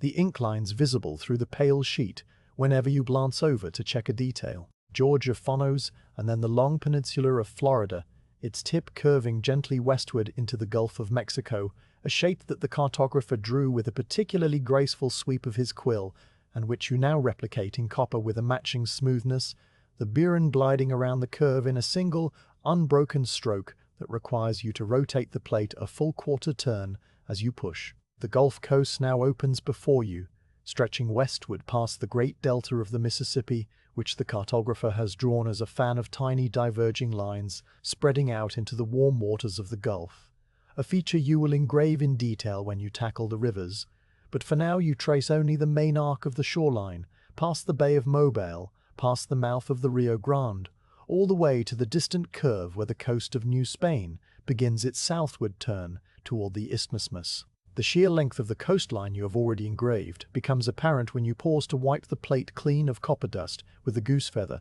and look at the whole composition from a slight distance, your eyes following the bright line from the frozen north all the way to the tropical Gulf. Thousands of miles of coast reduced to a shining furrow in a rectangle of metal no larger than an open book. You rest the burin on its small felt pad and take a drink of water from the clay cup on the windowsill, the liquid cool and clean, a small refreshment that clears your throat and rests your eyes for a moment. The gull that has been perched on the chimney pot across the canal has finally departed, and the sky beyond the glass is now a pale, clear blue, with a few high clouds stretched thin across it, moving slowly from west to east. The distant sounds of the city continue their muted rhythm, the wooden shoes on cobblestones, the call of a merchant, the splash of a barge pole. But these sounds are so far away and so familiar that they barely register, a soft background hum that the silence of the workshop absorbs and neutralizes. After a few minutes of rest, you pick up the burin again, feeling the familiar weight settle into your palm, and turn your attention back to the plate where the red chalk line waits to guide you further along the coast of New Spain, past Veracruz and the mountains that rise behind it, across the narrow isthmus where the land squeezes between two oceans, and down into the great southern continent that fills the lower portion of the map. The burin's point touches the dark ground, the pressure builds in your palm, and the soft scratch of metal on copper resumes, steady and unhurried. The sound of a world being drawn one line at a time in a quiet room above a canal in Amsterdam, with the morning light falling gently across the bench and the dust motes drifting in their slow, aimless dance, drifting in their slow meme, the day unfolding at its own measured pace toward the distant afternoon. Once the main coastlines have been incised all the way from the frozen northern capes down to the stormy straits below the southern continent, you set the square burin aside on its felt pad and take up the soft goose feather to sweep the plate clean, flicking away every tiny copper curl that has gathered along the grooves, the bright shavings tumbling into the dish with a faint rustle like dry leaves settling. You lean close to inspect the red chalk lines that the burin has now followed, tracing them with your eyes to ensure no section remains unengraved, no gap where the continuous coast might be broken, and you find the work complete, the bright copper furrow running unbroken around every cape and bay. The chalk itself has faded in places where your left hand rested, or where the warmth of the plate lifted the powder gently from the smoked ground. But the remaining traces are still clear enough to guide the next stage, and you have the master drawing nearby should you need to confirm any detail. Satisfied with the inspection, you set the square burin back into its pocket in the leather roll and select a thinner, lozenge-shaped tool meant for finer details, its point ground to a narrow wedge that will cut a more delicate line, a line that whispers rather than declares, perfect for the rivers that will now thread across the continents like slender veins. The rivers on the cartographer's original drawing are thin ink strokes that taper from a hair's breadth at their headwaters to a slightly fuller width as they meet the sea, and your task is to replicate this subtle variation in copper, a technique that requires a light, controlled hand and the patience to vary pressure by the smallest degrees. You begin in the northern regions, where the great waterway of the St. Lawrence River opens like a broad funnel from the interior lakes and flows eastward to the Gulf, its course marked on the map with tiny red letters that spell out its name, letters you will engrave later when the geography is complete. The burin's point touches the dark ground where the river emerges from a cluster of small lakes, and you push forward with a pressure so slight that the steel barely bites the copper, producing the thinnest of scratches, more a suggestion of a line than a line itself. As you move downstream, you gradually increase the pressure, the groove deepening incrementally, widening into a distinct furrow that catches the daylight as a bright, silvery thread against the matte charcoal of the ground. The river makes several wide bends, and you navigate each curve by rotating the plate with your left hand, while your right maintains the cutting stroke. the lozenge burin gliding through the copper with a smooth fluid motion that feels different from the heavier push of the square tool, lighter, more like drawing with a sharp pencil than carving with a chisel. Your grip on the burin tightens almost imperceptibly when the scent hits. Lawrence narrows through a tight meander, and you lift the tool briefly at the apex of the curve, reinserting as at a new angle, so the line continues unbroken in appearance, despite the multiple passes, a trick of the engraver's art learned through countless days of similar work on smaller plates of local Dutch landscapes where winding canals and twisting dikes required the same careful technique. The river finally broadens into a wide estuary that joins the Atlantic just north of the fishing banks, and you let the line fade out gently, reducing pressure until the burin lifts away, leaving a smooth, tapered ending that will blend into the ocean when the plate is printed. A small pile of fresh copper dust has accumulated beside the groove, and you brush it away with the goose feather, watching the bright particles settle into the dish where they glitter for a moment before the light shifts. With the same patience, you turn to the intricate web of rivers that feed into the Atlantic from the interior of the eastern continent, each waterway a thin shining line that catches the daylight differently from the smoked ground around it, throwing back a silvery glimmer where the polished copper is exposed. The Hudson River rises from a small cluster of mountains that you will later hatchmark to show their elevation, flowing southward past the place where a small island will someday hold a great harbor, though the map shows only a narrow strait and a few scattered points of land, drawn from the reports of Dutch traders who have navigated these waters. You engrave the Hudson with a steady, unhurried stroke, the burin moving smoothly through the tight bends, the line remaining crisp and clean despite the many small adjustments of the plate that your left hand performs without conscious thought. The Delaware follows, a shorter river that the cartographer has drawn looping through a region of gentle hills, and then the Susquehanna, which curves like a question mark before emptying into the head of Chesapeake Bay, its course marked with a series of small islands that you indicate with tiny, precise dots punched into the copper with the very tip of the burin, each dot requiring a momentary controlled twist of the wrist. The morning continues in this absorbed rhythm, the lozenge burin scratching its thin, bright lines across the dark ground, the light through the window shifting slowly from the bench's left side toward its center, and you pause only to wipe the tool's tip with an oily rag to keep it gliding smoothly, then return to the work. The rivers of the southern Atlantic coast come next, the Savannah, the Altamaha, the Centene, Johns, each one a short, winding stroke that begins in the faint red chalk of the interior highlands and ends in a small fan of distributaries spreading into the coastal sounds, which you engrave as a series of diverging lines that taper and fade. The detail work is intricate, requiring you to switch between the lozenge burin for the main channels and an even finer needlepoint for the smallest feeder streams, each tool leaving its own distinct mark, and you settle into the quiet concentration that this multiplicity of small tasks demands, the hours passing without notice. Farther south, the Mississippi rolls down the center of the continent as a grand sweeping stroke that you make with a slightly heavier hand, the burin pressing deeper to create a wider furrow that will dominate the interior of the printed map. The cartographer's drawing shows the great river originating far in the unexplored north, a region of speculative lakes and dotted lines that fade into uncertainty, and you begin there with a thin, hesitant scratch that gradually widens as it flows south, picking up momentum across the broad plains until it reaches the delta where it fans out into a dozen separate channels. The tributaries branch off along its length like the ribs of a great leaf, the Missouri looping in from the west with a long, sinuous curve that you engrave with careful attention to its many meanders, the Ohio entering from the east with a straighter, shorter stroke, the Arkansas cutting a diagonal path through the middle of the continent, each river scratched into the metal with deliberate slowness until the network of waterways resembles the veins inside a quiet autumn leaf held up to the sun, a delicate tracery of bright lines that will later traded autota, and that the Red River and the Brazos follow, smaller streams that you handle with quick, economical strokes, the burin lifting and resetting as you navigate their bends.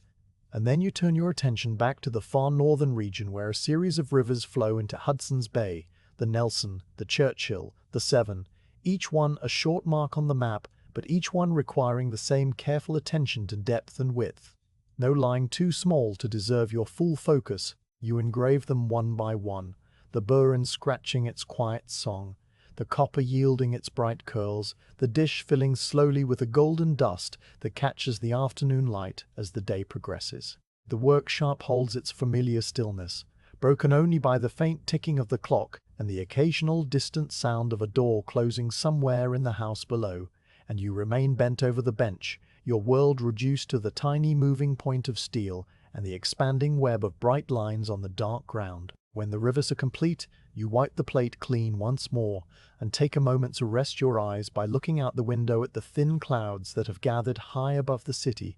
their shapes drifting eastward without any rush, their edges soft and blurred against the pale blue sky. A barge loaded with barrels passes slowly along the canal below, its wake making gentle ripples that spread outward and fade, and you watch it glide out of sight beyond the next bridge before turning back to the bench, your body refreshed by the small break, your mind ready for the different technique that the mountains require. The mountains on the cartographer's drawing are indicated not by outlines, but by rows of tiny parallel hatch marks that suggest the rocky spines rising from the coastal plains, a convention that engravers have used for generations to convey terrain without drawing every individual peak. To render these in copper, you exchange the lozenge burin for a tool with a slightly blunter point, a stubby rounded scorper that will make short, consistent marks rather than continuous lines. Each stroke a tiny wedge-shaped impression that catches ink at its deepest point and fades at its edges, creating the illusion of shadow and light. You position the plate so the long spine of the appellations runs horizontally before you, and you begin making short parallel lines along the first ridge, the tool scratching its brief mark into the copper, your left hand turning the plate a fraction of an inch between each stroke. The pattern of scratch, turn, scratch, turn, stratch, turn, slatch in cycle, that slowly builds the illusion of elevation across the dark ground. The sound changes from the long, continuous whisper of the burin to a series of shorter, more percussive taps, each scratch lasting barely a second before the plate shifts and the next mark begins. A soft, repetitive rhythm, like a distant woodpecker or the drip of water from a roof after rain. You work your way along the entire Appalachian chain, from the hills of Georgia up through the Carolinas and Virginia, past the broad farming lands of Pennsylvania and into the rugged highlands of New England, where the mountains gradually taper and fade into the Canadian shield, the rows of hatch marks growing sparser and shorter as the elevation decreases. When the last mark is incised, you lean back to inspect the effect from a slight distance, and the rows of tiny lines indeed read as shaded terrain, a series of parallel ridges that seem to rise gently from the flat copper, their texture providing a pleasing contrast to the smooth, flowing lines of the coastline and rivers. The Andes along the western edge of South America are far longer and more dramatic, a double chain of jagged peaks that runs the full length of the continent, and you spend more than an hour on them alone, engraving row after row of tiny marks that represent steep slopes and volcanic cones, some of them dotted with small circles to indicate active volcanoes, a detail the cartographer added from the notes of Spanish pilots who have sailed the Pacific coast and seen the distant summits glowing red against the night sky. Your left hand turns the plate slowly, the right hand scratches its short marks, and the rhythm becomes hypnotic after the first few minutes, the time passing without any sense of duration, the world outside the window forgotten as you focus entirely on the precise placement of each tiny line. The Andes require several parallel rows of hatching to convey their great breadth and height, and you engrave them with a methodical thoroughness, working from the coastal range inward to the high plateau of the Altiplano and then outward again to the eastern slopes that fall away toward the Amazon basin, the marks growing lighter and more widely spaced as the elevation decreases, until finally the mountains melt into the flat plains and the scorper's work is done. A band of golden light has moved across the floor of the workshop while you worked, touching the foot of the stool, the edge of the low shelf, and the discarded copper curls in the dish, which now gleam like a tiny hoard of treasure. The sun has passed its zenith and begun its slow descent toward the rooftops, and the quality of the light has shifted from the crisp whiteness of morning to a deeper, honeyed amber that fills the room with a gentle warmth, the dust motes suspended in the sunbeam, now glowing like flecks of gold. You set the scorper aside and stretch your fingers, flexing them slowly to ease the tension that has built during the long hour of hatch marks. And you look at the plate where the full geography of the Americas now lies complete. The coastlines bold and dark, the rivers a delicate lacework of bright lines, the mountains a textured patchwork of tiny shadows, all of it shining against the matte black ground, a world in miniature, waiting for its names. When the physical geography of the map has been engraved, the coastlines and rivers and mountains, all shining in their bright copper grooves against the matte black ground, you lay down the scorper on its felt pad and take a moment to rest your eyes, straightening your spine slowly, feeling the gentle stretch of muscles that have held the same posture through the long hours of hatch marks. The light through the tall window has shifted its character, no longer the crisp white beam of early morning, but a deeper, honeyed gold that falls across the bench at a slant, warming the wood and bringing out the faint grain patterns that decades of use have darkened to a rich amber. You look out at the thin clouds high above the city, their shapes drifting eastward without any rush, their edges soft and blurred against the pale blue of the afternoon sky, and you drink a little water from the clay cup on the windowsill, feeling the coolness of the liquid as a small refreshment that clears your throat and rests your mind before the most delicate stage of the work begins. The lettering waits for you now, the names that will give meaning to the geography, the words that will identify each region and colony and ocean for the scholars and merchants and curious minds who will someday study this map by candlelight in distant libraries. The cartographer's red chalk transfer has left faint numbers next to each place name on a separate key sheet, a system of tiny numerals in his own neat hand that correspond to a list written on a folded piece of heavy paper, and you pull that key sheet closer now, unfolding it flat on the corner of the bench where the light falls brightest. The list reads like a poem of distant places, Nova Francia curving across the northern woodlands, Virginia nestled inside a coastal ring, Carolina stretching south, Florida beside the warm Gulf waters, Nova Hispania covering the western mountains and deserts, the great viceroyalty of Peru along the Pacific slopes, and Brasilia sprawling across the vast eastern bulge of the southern continent. There are smaller names too, dozens of them, rivers and cities and capes and ports, each one written in the cartographer's tiny, elegant script, each one waiting to be translated into copper. You select a burin with a very fine point, the needlepoint tool ground to a sharp cone that will cut the thinnest possible line. A hair's breadth of bright metal that will appear elegant and legible without overwhelming the geography it labels. The handle of this burin is slightly smaller than the others, carved to fit between your thumb and forefinger with a delicate precision, and you hold it almost vertical to the plate so that the lines you carve will be fine and clean. The letters formed from simple strokes of italic script the cartographer's favor for their clarity and grace. Before touching the tool to the copper, you study the key sheet once more, fixing the placement and spelling of each name in your mind, though by now you have engraved these words many times on other plates and know most of them by heart, the way a monk knows his psalter or a sailor knows the stars. The first letter on the plate will be the capital N for Nova Francia, and you position the burin's point where the name must begin, a spot in the open space above the St. Lawrence River, the red chalk faintly indicating the curve the word should follow. You press the tool into the copper with a gentle, steady force, and the bright line appears, a downstroke that widens slightly as you push. Then you lift and make the diagonal stroke.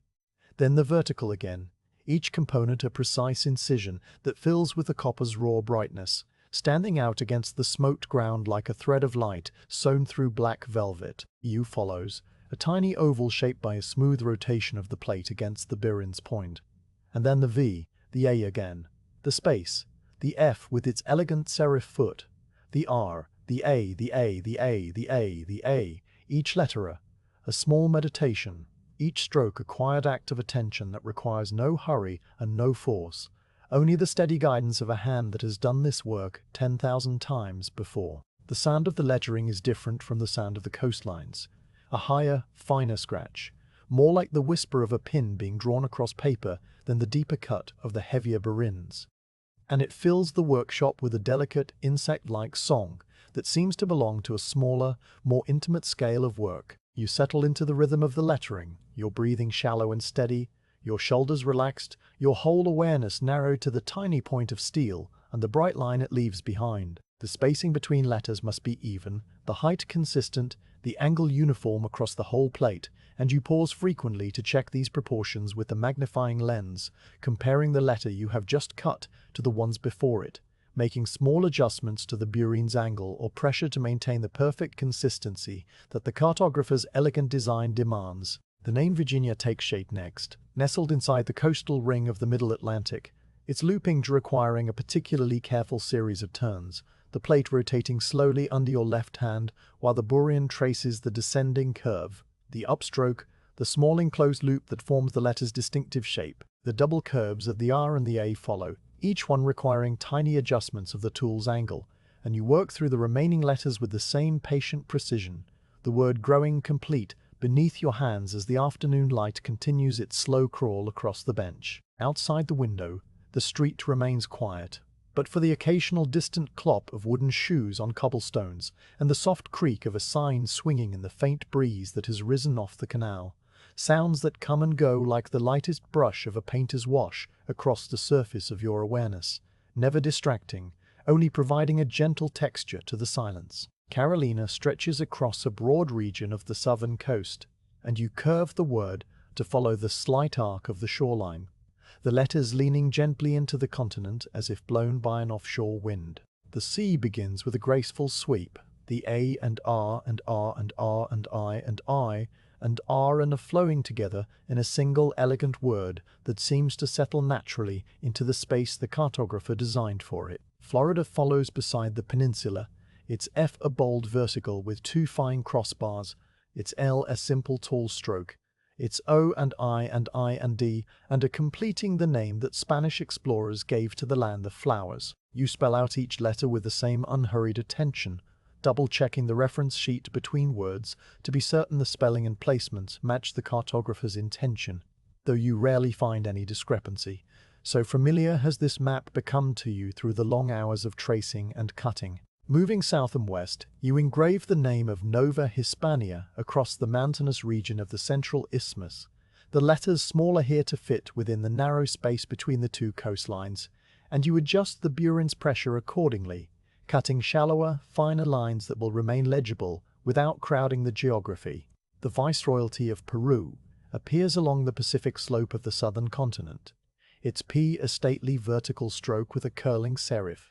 its E and R and U spaced evenly across the high plateau where the Andes run their long parallel ridges. Brasilia sprawls across the vast eastern bulge, the B beginning with two full round loops that require careful rotation of the plate,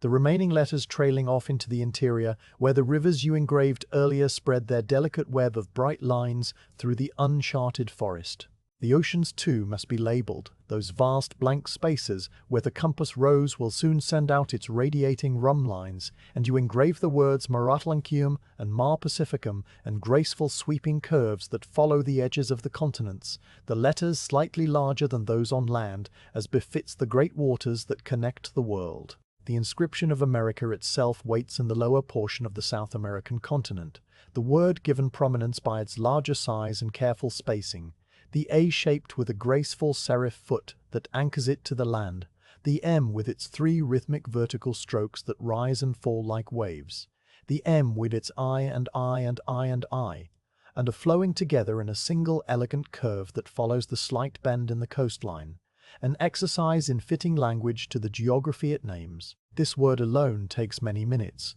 each letter inspected under the lens, adjusted, perfected, until it sits upon the continent with the quiet authority of a name that has been spoken by explorers and mapmakers for more than a century. The smaller names come last, the tiny labels that identify individual rivers and cities and capes, the St. Lawrence, the Mississippi, the port of Veracruz, the Cape of Good Hope at the southern tip where the oceans meet. Each one requires you to switch to an even finer burin, the lines now so thin they are barely visible to the naked eye. And you work with the magnifying lens held close, your world reduced to a circle of bright copper and dark ground a few millimeters across. The letters appear, one by one, a slow procession of tiny marks that will later, when the plate is inked and printed, resolve into legible words that guide the map's readers across the continents. This work is the most demanding of the day, requiring the steadiest hand and the keenest eye, and you pause often to rest,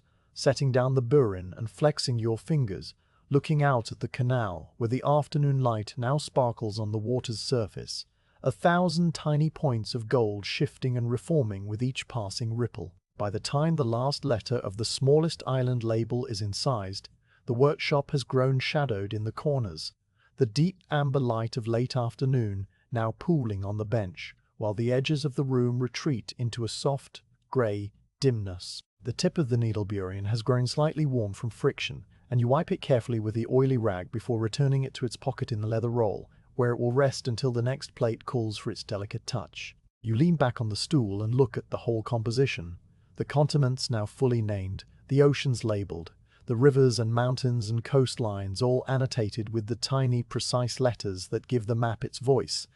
and the quiet sense of completion settles over you like a soft blanket. The kind of satisfaction that comes not from excitement, but from the steady, unhurried completion of a task that demanded nothing but patience and care. Before the light fails too much, and the workshop sinks into the deep shadows of early evening, you turn your attention to the two decorative elements that will complete the composition and give the map its finished, ornamental grace: the cartouche in the lower left corner, and the compass rose in the broad, empty space of the Western Ocean. These are not mere ornaments, but integral parts of the cartographer's design, the cartouche holding the map's title and dedication in a frame of curling scrollwork, the compass rose sending out its radiating rum lines across the waters where real ships have sailed by those same bearings, and your task is to translate every pen stroke of the master drawing into engraved line with absolute fidelity, adding nothing, simply carrying the image from paper into copper with the same steady patience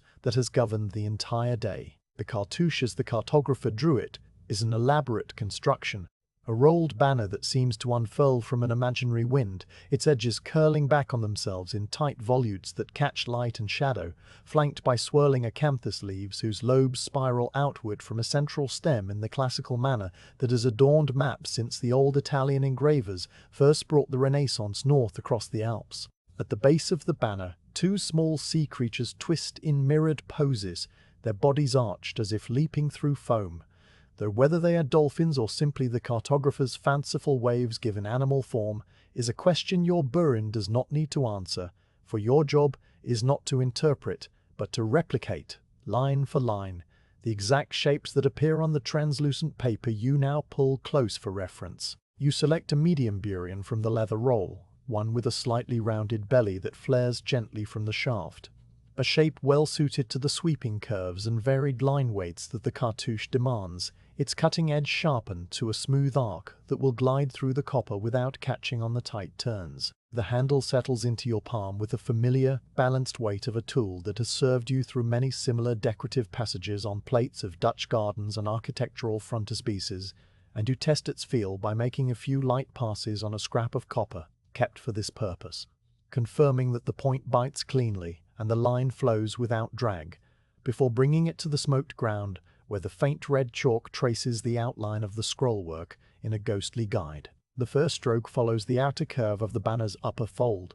a long, smooth sweep that swells slightly as you increase pressure, then tapers as you lift, the steel leaving behind a bright furrow that widens and narrows with a calligraphic grace,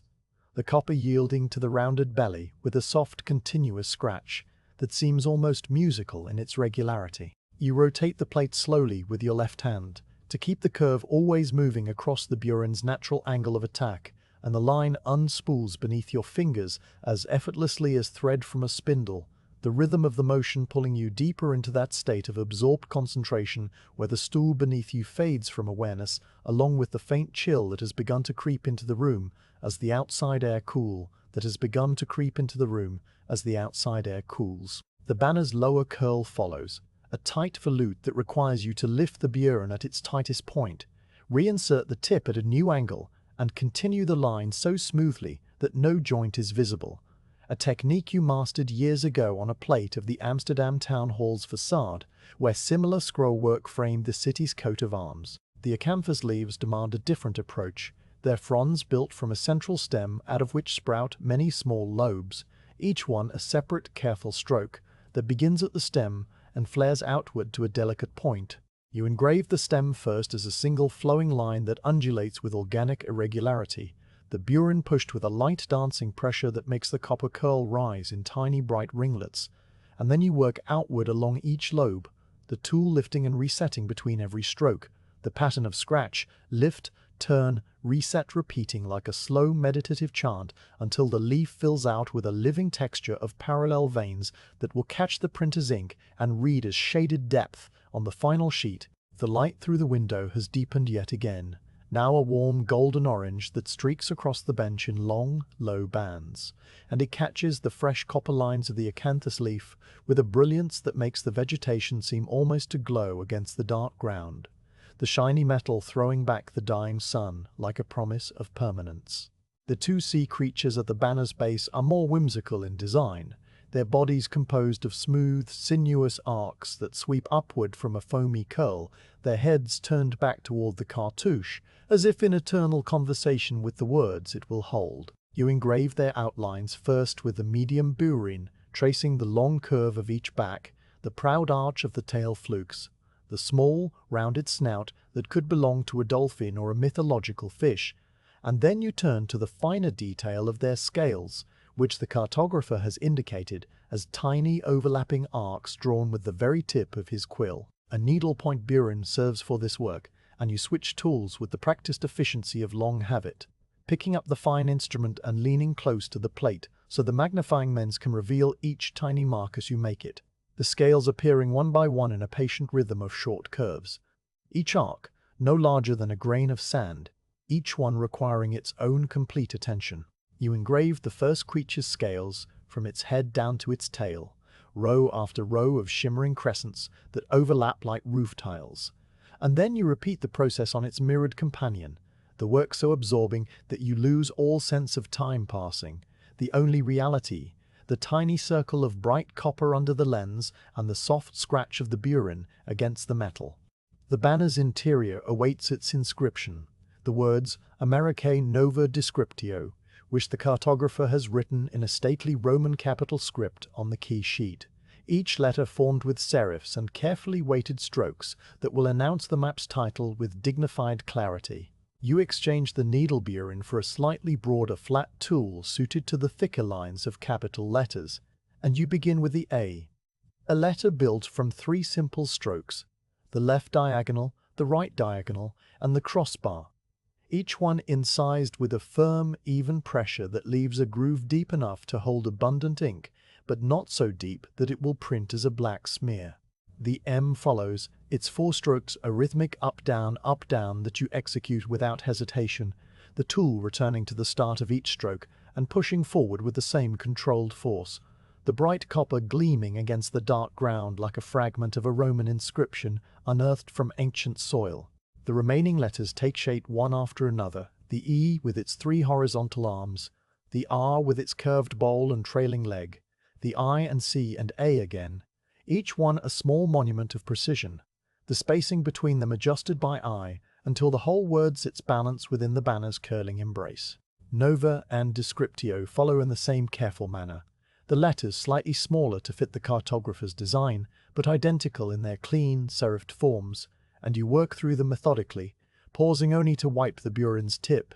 or to check a measurement against the reference sheet.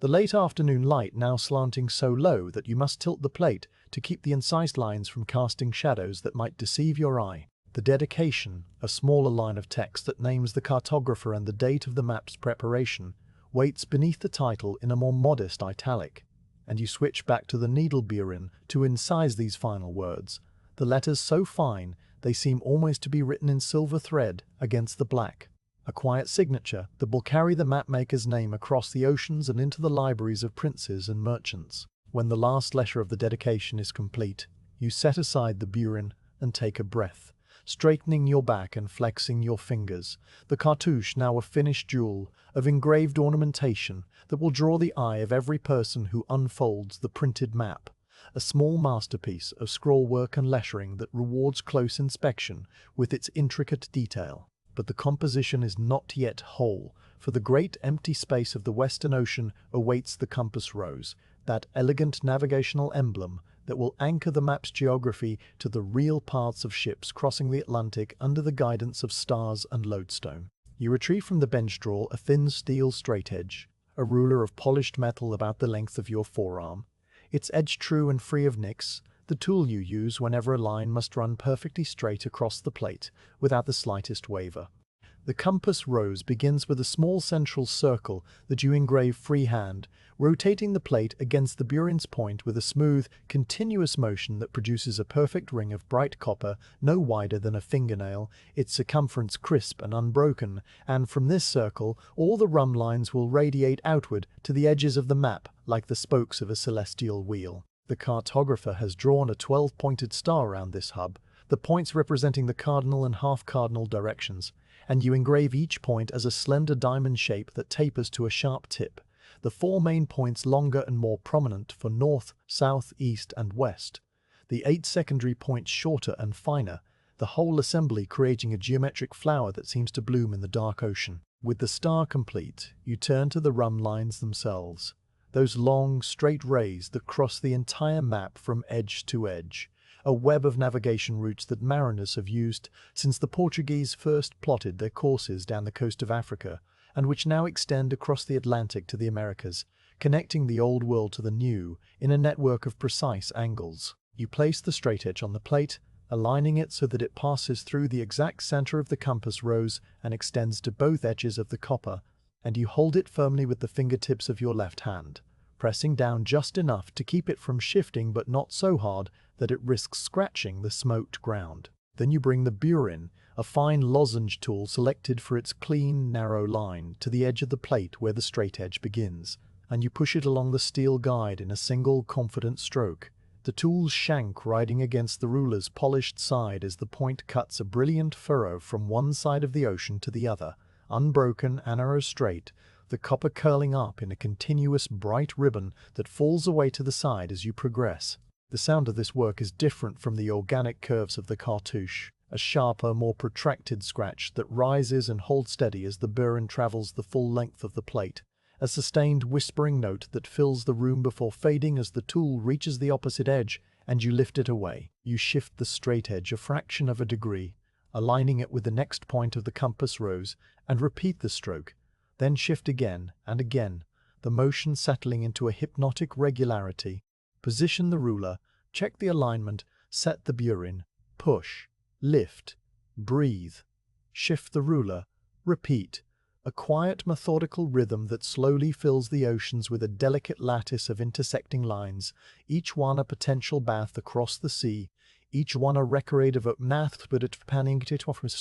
where the rum lines cross one another. You pause to engrave tiny star-shaped ornaments at the intersections, simple 4-pointed asterisks that the cartographer has indicated on the reference drawing, as small dots surrounded by the faintest of crosses, and you make each one with 2 short strokes of the needle. Burin, a quick crosshatch that catches the light, and will later, when the plate is printed, catch the eye of the map's user, helping them to trace a course from port to book and radiating web. The oceans of the map gradually fill with these lines, the first dozen, then 2 dozen, then the full complement of 32 rays that tradition assigns to a proper compass rose. The plate turning under your hands as you work so that each line can be cut from the most comfortable angle, the copper warming slightly from the friction of so many strokes, the dish of shavings now overflowing with bright curls that sparkle in the low, golden light. As you finish the last rum line and lift the straightedge away, the afternoon has nearly departed,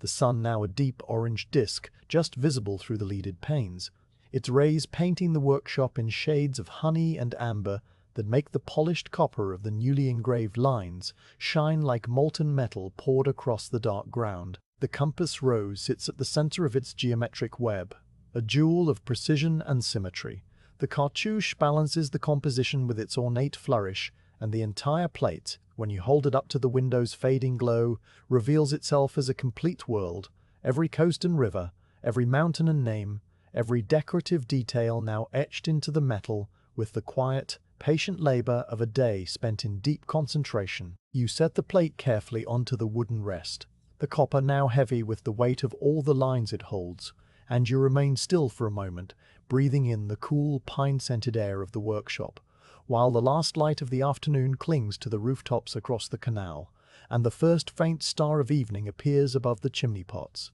A distant, steady point of light that echoes the compass rose, one in the sky and one on the map. Whenever you engrave a plate of such size and complexity over so many hours of steady work, there will inevitably be small imperfections, places where the burin slipped a hair's breadth beyond the intended line, or where a letter was formed with a slight irregularity that the naked eye might miss at first glance but which the magnifying lens will reveal under close inspection. And now you pull the oil lamp closer and lift the brass-rimmed lens to begin the careful process of correction. The lamp's flame burns steady and small, a bright yellow teardrop that casts a warm circle of light across the dark ground of the plate where you will search for every tiny flaw, moving methodically from the upper left corner across to the right, then down, overlapping each pass as thoroughly as you did when polishing the copper hours ago.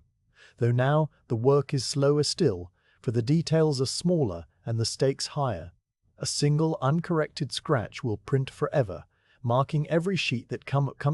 for the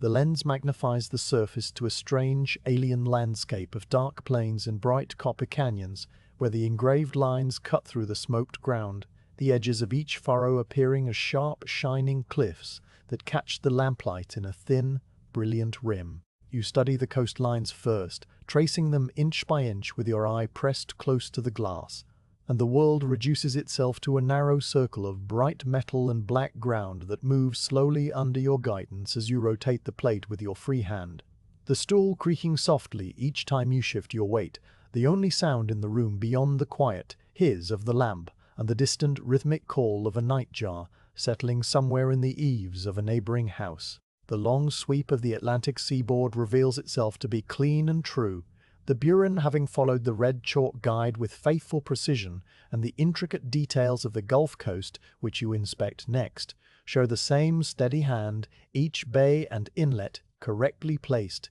each barrier island properly looped. But a few flaws do appear as you continue the inspection, imperfections so small that you might have missed them entirely had you not been looking with such deliberate care. Near the Florida Keys, where the coastline frays into a scattered chain of tiny islands, the burin jumps slightly at a knot in the copper's grain, its point skidding outward and leaving a short extra line, a thin bright scratch no longer than a grain of rice that veers off from the intended coast and fades into the dark ground, a stray mark that would confuse the printer and mar the finished sheet if left uncorrected. Farther up the plate, along the coast of Nova Hispania, a letter E in the name of a small port closed imperfectly, its loop so tight that the enclosed space is barely visible even under the lens, a tiny dark dot where there should be a clean oval of bright copper, and within the cartouche, on the banner's lower curl, one of the wave lines wavers just enough to catch the eye, a slight, almost imperceptible undulation that breaks the smooth, confident sweep of the scrollwork and would draw the viewer's attention away from the title and toward the floor, the opposite of what ornament is meant to do. The tool for fixing these mistakes is not a burin, but a burnisher, a simple polished steel rod with a smoothly rounded tip that does not cut but instead pushes the copper back into place, flowing the metal over the unwanted furrow like cold butter being smoothed with the back of a warm spoon, a process of gentle persuasion rather than removal. You take the burnisher from its slot in the leather roll, its handle slightly longer than those of the burins,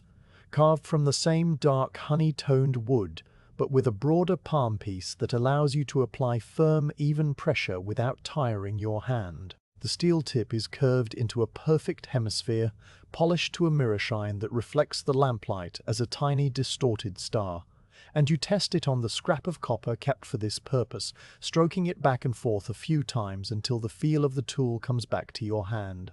the particular balance of force and angle that makes burnishing effective. The first flaw to address is the stray line near the Florida Keys, and you position the plate on a small flat anvil stone that lives in the bench drawer, a smooth black slab of polished granite about the size of a brick, heavy and immovable, providing a firm backing against which you can press the burnisher without flexing the copper and creating a warp. The plate rests on the stone with a solid, satisfying weight, and you bring the burnisher's rounded tip to the errant scratch, holding the tool nearly flat against the surface so that the polished hemisphere contacts the copper at a very shallow angle, almost parallel to the metal, an orientation that will push the edges of the groove inward rather than simply denting the plate downward. The first stroke is light, exploratory, the burnisher gliding over the stray line with a soft, metallic rub like a pebble being rolled between two palms, and you watch through the magnifying lens as the sharp edges of the groove begin to blur and soften, the bright copper darkening slightly as the metal folds inward, the line narrowing by a fraction. You repeat the stroke, pressing a little harder now, the burnisher rocking back and forth with a slow, rhythmic motion that gradually crushes the V-shaped furrow flat, and with each pass, more of the stray mark disappears, the copper flowing under the tool's persuasion, like mud, closing over a footprint. The sound is quiet and meditative, a soft shushing that blends with the lamp's hiss and the distant nightjar, and you fall into the rhythm of it, the burnisher moving back and forth, while your eyes remain fixed on the shrinking line until at last the groove has vanished entirely and the surface is once again smooth to the touch of your fingertip, a small, clean patch of polished metal surrounded by the dark ground. The repair is nearly perfect, though you will later reapply a dot of ground to the burnished area and smoke it again so that the dark coating matches exactly, a step you perform for each correction once the inspection is complete. The malformed letter E requires a slightly different approach, for you must not only close the unwanted gap, but also re-engrave the correct part of the loop so that the letter sits properly among its neighbors like a corrected note in a long melody. You begin by taking the finest needle burin, the same sharp cone you used for the lettering earlier, and you deepen the correct portion of the E's loop with a few careful strokes, the bright copper shining anew as the fresh cut catches the lamplight, the proper shape of the letter now fully defined. Then you switch to the burnisher and work on the extraneous tag of metal that had closed the loop too tightly, rubbing it gently with the rounded tip, checking under the lens, rubbing again, until the dark spot blurs and flows and finally disappears into the surrounding bright copper. The letter's enclosed space now a clean oval of precise dimension, matching every other E on the plate in size and shape. You compare it to the reference letters on the cartographer's key sheet, holding the lens steady, and nod slowly, satisfied that the repair is invisible to any eye but your own. The wavy line in the cartouche's banner is the most challenging of the three flaws, because it must curve smoothly through a long, sweeping arc where any hesitation or irregularity will stand out like a discordant note in a quiet chord. You examine it closely under the lens, tracing the waver from its beginning to its end, and you see that the fault lies in a small section about the length of a fingernail clipping, where the burin's point drifted slightly off the red chalk guide, probably when you blinked or shifted your weight, or simply lost focus for a fraction of a second during the long hours of decorative engraving, a momentary lapse that now requires patient correction. The burnisher works on this curve in short, gentle strokes, each pass smoothing the wobble by a micron, the two-sharped curve relaxing into the proper arc as the copper yields under the steel tip. And you check the progress after every few strokes by removing the lens and looking at the line from a slight distance, the way a painter steps back from a canvas, letting the eye judge the overall sweep rather than the local detail. The correction takes time, more time than the other two flaws combined, because you must burnish the rough sections gently, then check with the lens, then burnish again, then re-engrave the corrected curve with a light touch using the lozenge burin, the fresh line following the new smooth path you have prepared, the two ends of the original good line meeting the new section without any visible joint. You work through this process twice, the first attempt still showing a faint shadow of the old waver, the second attempt erasing it entirely, and when you inspect the final result under the lens, the banner's curve flows as smoothly as if it had been cut in a single perfect stroke from the beginning. The burnished area invisible, the dark ground unblemished around the shining copper of the corrected line. With the three major flaws corrected, you continue the full inspection of the plate, scanning every river and mountain hatch and letter with the same meticulous attention. finding a few more tiny imperfections, a mountain mark that cut too deep and left a dark dot. A rum line that intersected the compass rose a millimeter off-center. A capital R in the dedication whose serif trailed slightly too long. And you address each one with the same patient combination of burnishing and re-engraving. The process says that when you've examined the plate one last time, starting from the lower right corner and working back to the upper left in a final comprehensive sweep and have found no further errors, you set the burnisher aside on its felt pad and sit quietly for a few minutes, letting your eyes rest by looking at the far wall where the simple print of the Dutch windmill hangs in its plain wooden frame, its sails frozen mid-turn, its familiar image a calm anchor in the soft golden dimness of the lamplit room. The last rays of the day have long since faded from the rooftops, and the sky beyond the window is now a deep, calm blue that shades toward indigo in the east, the first few stars visible as faint steady points of light above the steep gables. The canal water beneath them is dark as ink, reflecting the orange glow of lamps beginning to appear in nearby windows, the blurred flames wavering on the surface like scattered coins of light. The plate rests on the anvil stone before you, its thousands of lines all corrected, all true, and the quiet satisfaction that settles over you is a gentle, wordless thing. The kind of satisfaction that comes not from triumph, but from the simple knowledge that the work has been done carefully and well, that nothing has been rushed, that every flaw has been found and healed, and that the map is now as perfect as your hands and your patience could make it. The final stage of this long, quiet day is to remove the smoked ground and reveal the map in its entirety, the bright copper lines shining forth from the dark coating like a new continent emerging from a sea of shadow. And you gather the materials for this last process with the same unhurried care that has marked every step since the first pale light appeared over the canal. From a shelf near the window you take a brown glass bottle of turpentine, its label worn to a faint smudge, the liquid inside clear and faintly golden, distilled from the resin of pine trees that grow on sandy hills far to the south where the air is warm and dry. The cork comes out with a soft pop, and you pour a generous splash onto a clean rag folded into a thick pad, the turpentine's sharp, clean scent filling the workshop and cutting through the older, heavier aromas of lamp oil and copper dust, a smell that seems to scrub the air itself as thoroughly as it will soon scrub the plate. You take the smoked plate from the wooden rest where it has waited since the final corrections were made, holding it by the edges with the tips of your fingers, and you set it flat on the bench atop a fresh cloth, the dark surface absorbing the lamplight without reflection,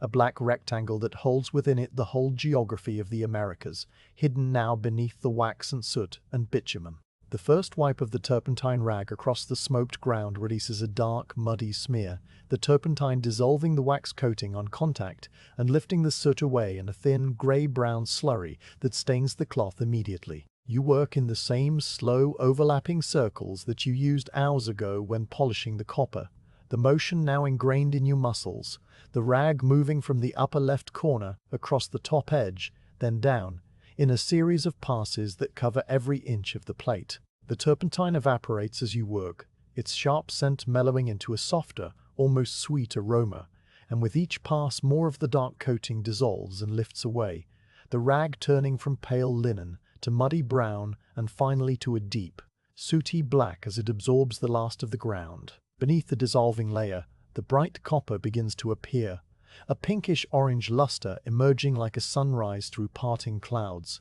the engraved lines holding the dark residue within them, creating a perfect negative of the map, coastlines and rivers, now black against the shining metal. The whole of the Americas drawn in mirror image, reversed so that when the printer's press transfers the image to paper, the continents will appear correctly, the way the cartographer first drew them on his translute sheet months ago. You pause after the first wiping to inspect the plate, holding it up to the lamplight and tilting it gently, and you see that some patches of ground still cling to the deeper grooves and the corners, small stubborn flecks of dark wax that the turpentine has softened but not yet lifted. A second rag, dampened with fresh turpentine, serves for the detail cleaning, and you work this cloth into the tight angles with a fingertip wrapped in the fabric, rubbing gently along the intricate lines of the cartouche, around the compass rose, into the narrow channels of the rivers, dislodging every last trace of the ground until the copper is uniformly bright and the dark residue remains only in the engraved furrows, where it will serve as the ink that makes the map legible on the printed page. The turpentine leaves a faint, oily film on the plate surface, and you wipe this away with a third cloth, dry and soft, polishing the copper to a gentle gleam that glows under the lamplight. The map now fully revealed in all its complexity, every line and letter and decorative flourish standing out with perfect clarity. You lift the clean plate to the window, holding it with both hands, and turn it gently, so the last fading light of the day catches the intricacies of your work. The sky outside has deepened to a rich twilight blue, the rooftops silhouetted in sharp black against it, and the first lamps of the evening have begun to appear in the windows of the houses across the canal, their orange flames blurred by the wavery glass, their reflections trembling on the dark water below. The plate in your hands catches these distant lights and throws them back in 1,000 tiny sparkles that dance across the copper surface, the engraved lines forming a dark, intricate web that seems to float above the bright metal, the coastlines and rivers and names all suspended in perfect, silent order. You turn the plate slowly, watching the light slide across the mountains, the Andes catching a brief golden gleam before fading into shadow, the Amazon glinting like a dark thread sewn through the metal, the letters of America itself shining with a quiet dignity that rewards your long hours of patient labor. The plate is a world in miniature, still and silent, containing thousands of small decisions made over the course of this day and the days before, each one a quiet act of attention that has now accumulated into this finished object, this perfect rectangle of metal that holds the shape of 2 continents and the names of 100 distant places. Through the window, the evening continues its slow, calm descent over the city. A barge slides silently along the canal below, its bow lantern casting a warm pool of light that travels with it across the dark water,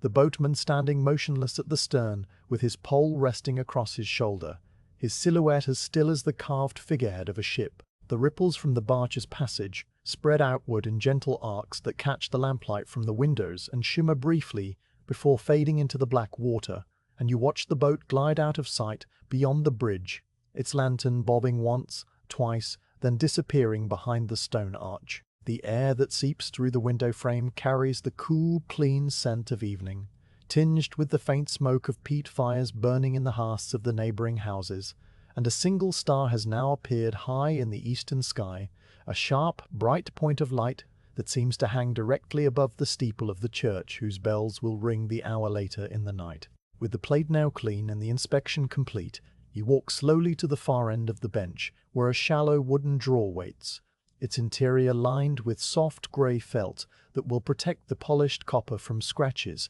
while it waits for the printer's apprentice to collect it in the morning. You slide the drawer open, the wood moving smoothly on beeswax-rubbed runners, and you lower the plate into its felt bed with both hands, settling it gently so that it lies flat and secure, the engraved face upward, the continents staring at the drawer's ceiling in patient silence. The drawer slides closed with a soft thud, and the map is now at rest, its work complete, its future journey to the press and beyond, into the wide world a concern for another day. You pause for a moment with your palm resting on the closed drawer, feeling the cool wood under your hand, and you let the quiet satisfaction of completion settle over you, a gentle, wordless feeling that has no urgency and demands no expression, simply existing as a calm warmth in the center of your chest. The workshop around you has grown dim, the lamp's flame now the only source of light beyond the faint blue glow from the window, and you turn to the task of cleaning your tools, a ritual as old as the work itself, performed every evening so that the next morning will find everything ready and in its proper place. You take the leather roll of burins and open it flat on the bench, and one by one you lift each tool from where it rests on its felt pad, inspecting its tip briefly under the lamp for any sign of wear or damage, then wiping the steel shaft with an oily rag to prevent the rust that would otherwise bloom on the bright metal overnight in the damp canal air. The oil uses the same linseed that lubricates the burins during cutting, and its nutty, earthy fragrance rises as you work, a smell that has become so familiar over the years that it now signals the end of the day as reliably as the fading light. Each burin receives a light coating of oil along its entire length, wiped on with a soft cloth that leaves a thin, protective film, and then each one is returned to its pocket in the leather roll. The square section tool, the lozenge, the needlepoint, the scorper, the rounded belly burin, all tucked away like sleeping instruments. The burnisher requires no oil, for its polished tip resists rust better than the sharpened points of the burins, but you wipe it clean with a dry cloth nonetheless, removing the faint traces of copper that clung to its rounded surface during the corrections, and you slide it into its own slot in the roll beside the other tools. The leather is soft and darkened at the edges, and as you fold it over the burins and tie the cord that holds it closed, the package settles into a compact, cylindrical shape that fits neatly into the drawer beside the plate, ready to be unrolled again tomorrow for the next project, whatever map or illustration the cartographer will send over from his studio near the harbour. The oil lamp is the next to be attended to, and you pinch the wick gently between your thumb and forefinger, extinguishing the flame with a tiny whisper of smoke that curls upward and vanishes into the dim air. The sudden darkness is softened by the blue glow from the window, and you sit for a moment in the quiet, letting your eyes adjust, listening to the faint tick of the cooling lamp glass as it contracts, the only sound in the room beyond the distant echo of the barge's wake still lapping against the canal wall. The small dish of copper curls you set aside earlier catches the window's faint light, the tiny shavings glittering like a heap of golden sand, and you pour them carefully into a jar that holds the accumulated dust of many plates, a jar that will eventually be taken to a metalworker who will melt the scraps down and roll them into new sheets. For nothing is wasted in this workshop, not even the smallest curl of bright metal. You fold the soiled rags into a rough bundle and place them in the basket by the door where the washwoman will collect them on Thursday, and you hang your linen apron on its hook beside the window, the fabric still warm from your body, faintly fragrant with turpentine and linseed, and the honest sweat of a long day's labor. The clay cup that held your water is rinsed with the last drops from the pot on the sill, and you set it upside down on a small rack to dry, its surface beaded with moisture that catches the faint light. The bench is wiped down with a damp cloth, the scattered charcoal dust and stray copper particles swept into a small pile and tipped into the waste jar. The stool pushed beneath the bench so that its seat is aligned with the edge of the wood. Everything in its place, nothing out of order. The entire workshop arranged in a state of perfect readiness for the morning to come. You stand for a moment at the tall window, looking down at the canal where the water now lies absolutely still, a black mirror that reflects the lamps in the opposite windows as long, wavering columns of gold. The nightjar you heard earlier has fallen silent, and the only sound is the faint rustle of the evening breeze moving through the leaves of the lime trees that line the street. A soft, papery whisper that comes and goes like the breathing of the earth itself. The star you noticed before has been joined by others, a scattering of pale points across the darkening dome of the sky, and you find yourself tracing their positions with your eyes, the way a navigator might trace the rhumb lines on your map, connecting one point to another in a silent, imaginary geometry. The day ends exactly as it began, in peace and order, the slow rhythm of careful work now replaced by the slow rhythm of evening rest. You turn from the window and walk toward the door, your footsteps soft on the wooden floorboards that creak in their familiar places, the same boards you crossed this morning when the first grey light was just beginning to touch the rooftops. At the threshold, you pause and look back at the workshop, the bench clean and empty, the tools stored away, the drawer holding the finished plate, the window a pale rectangle of twilight blue, and you feel the quiet weariness in your limbs that comes from a day spent drawing a new world in copper, a weariness that is pleasant and deep, promising a night of untroubled sleep. Then you step through the doorway, pulling the door gently closed behind you until the latch clicks into place, and you leave the room to rest in the gathering dark, the continents of the Americas waiting silently in their felt-lined drawer, the whole quiet workshop holding its breath until the morning.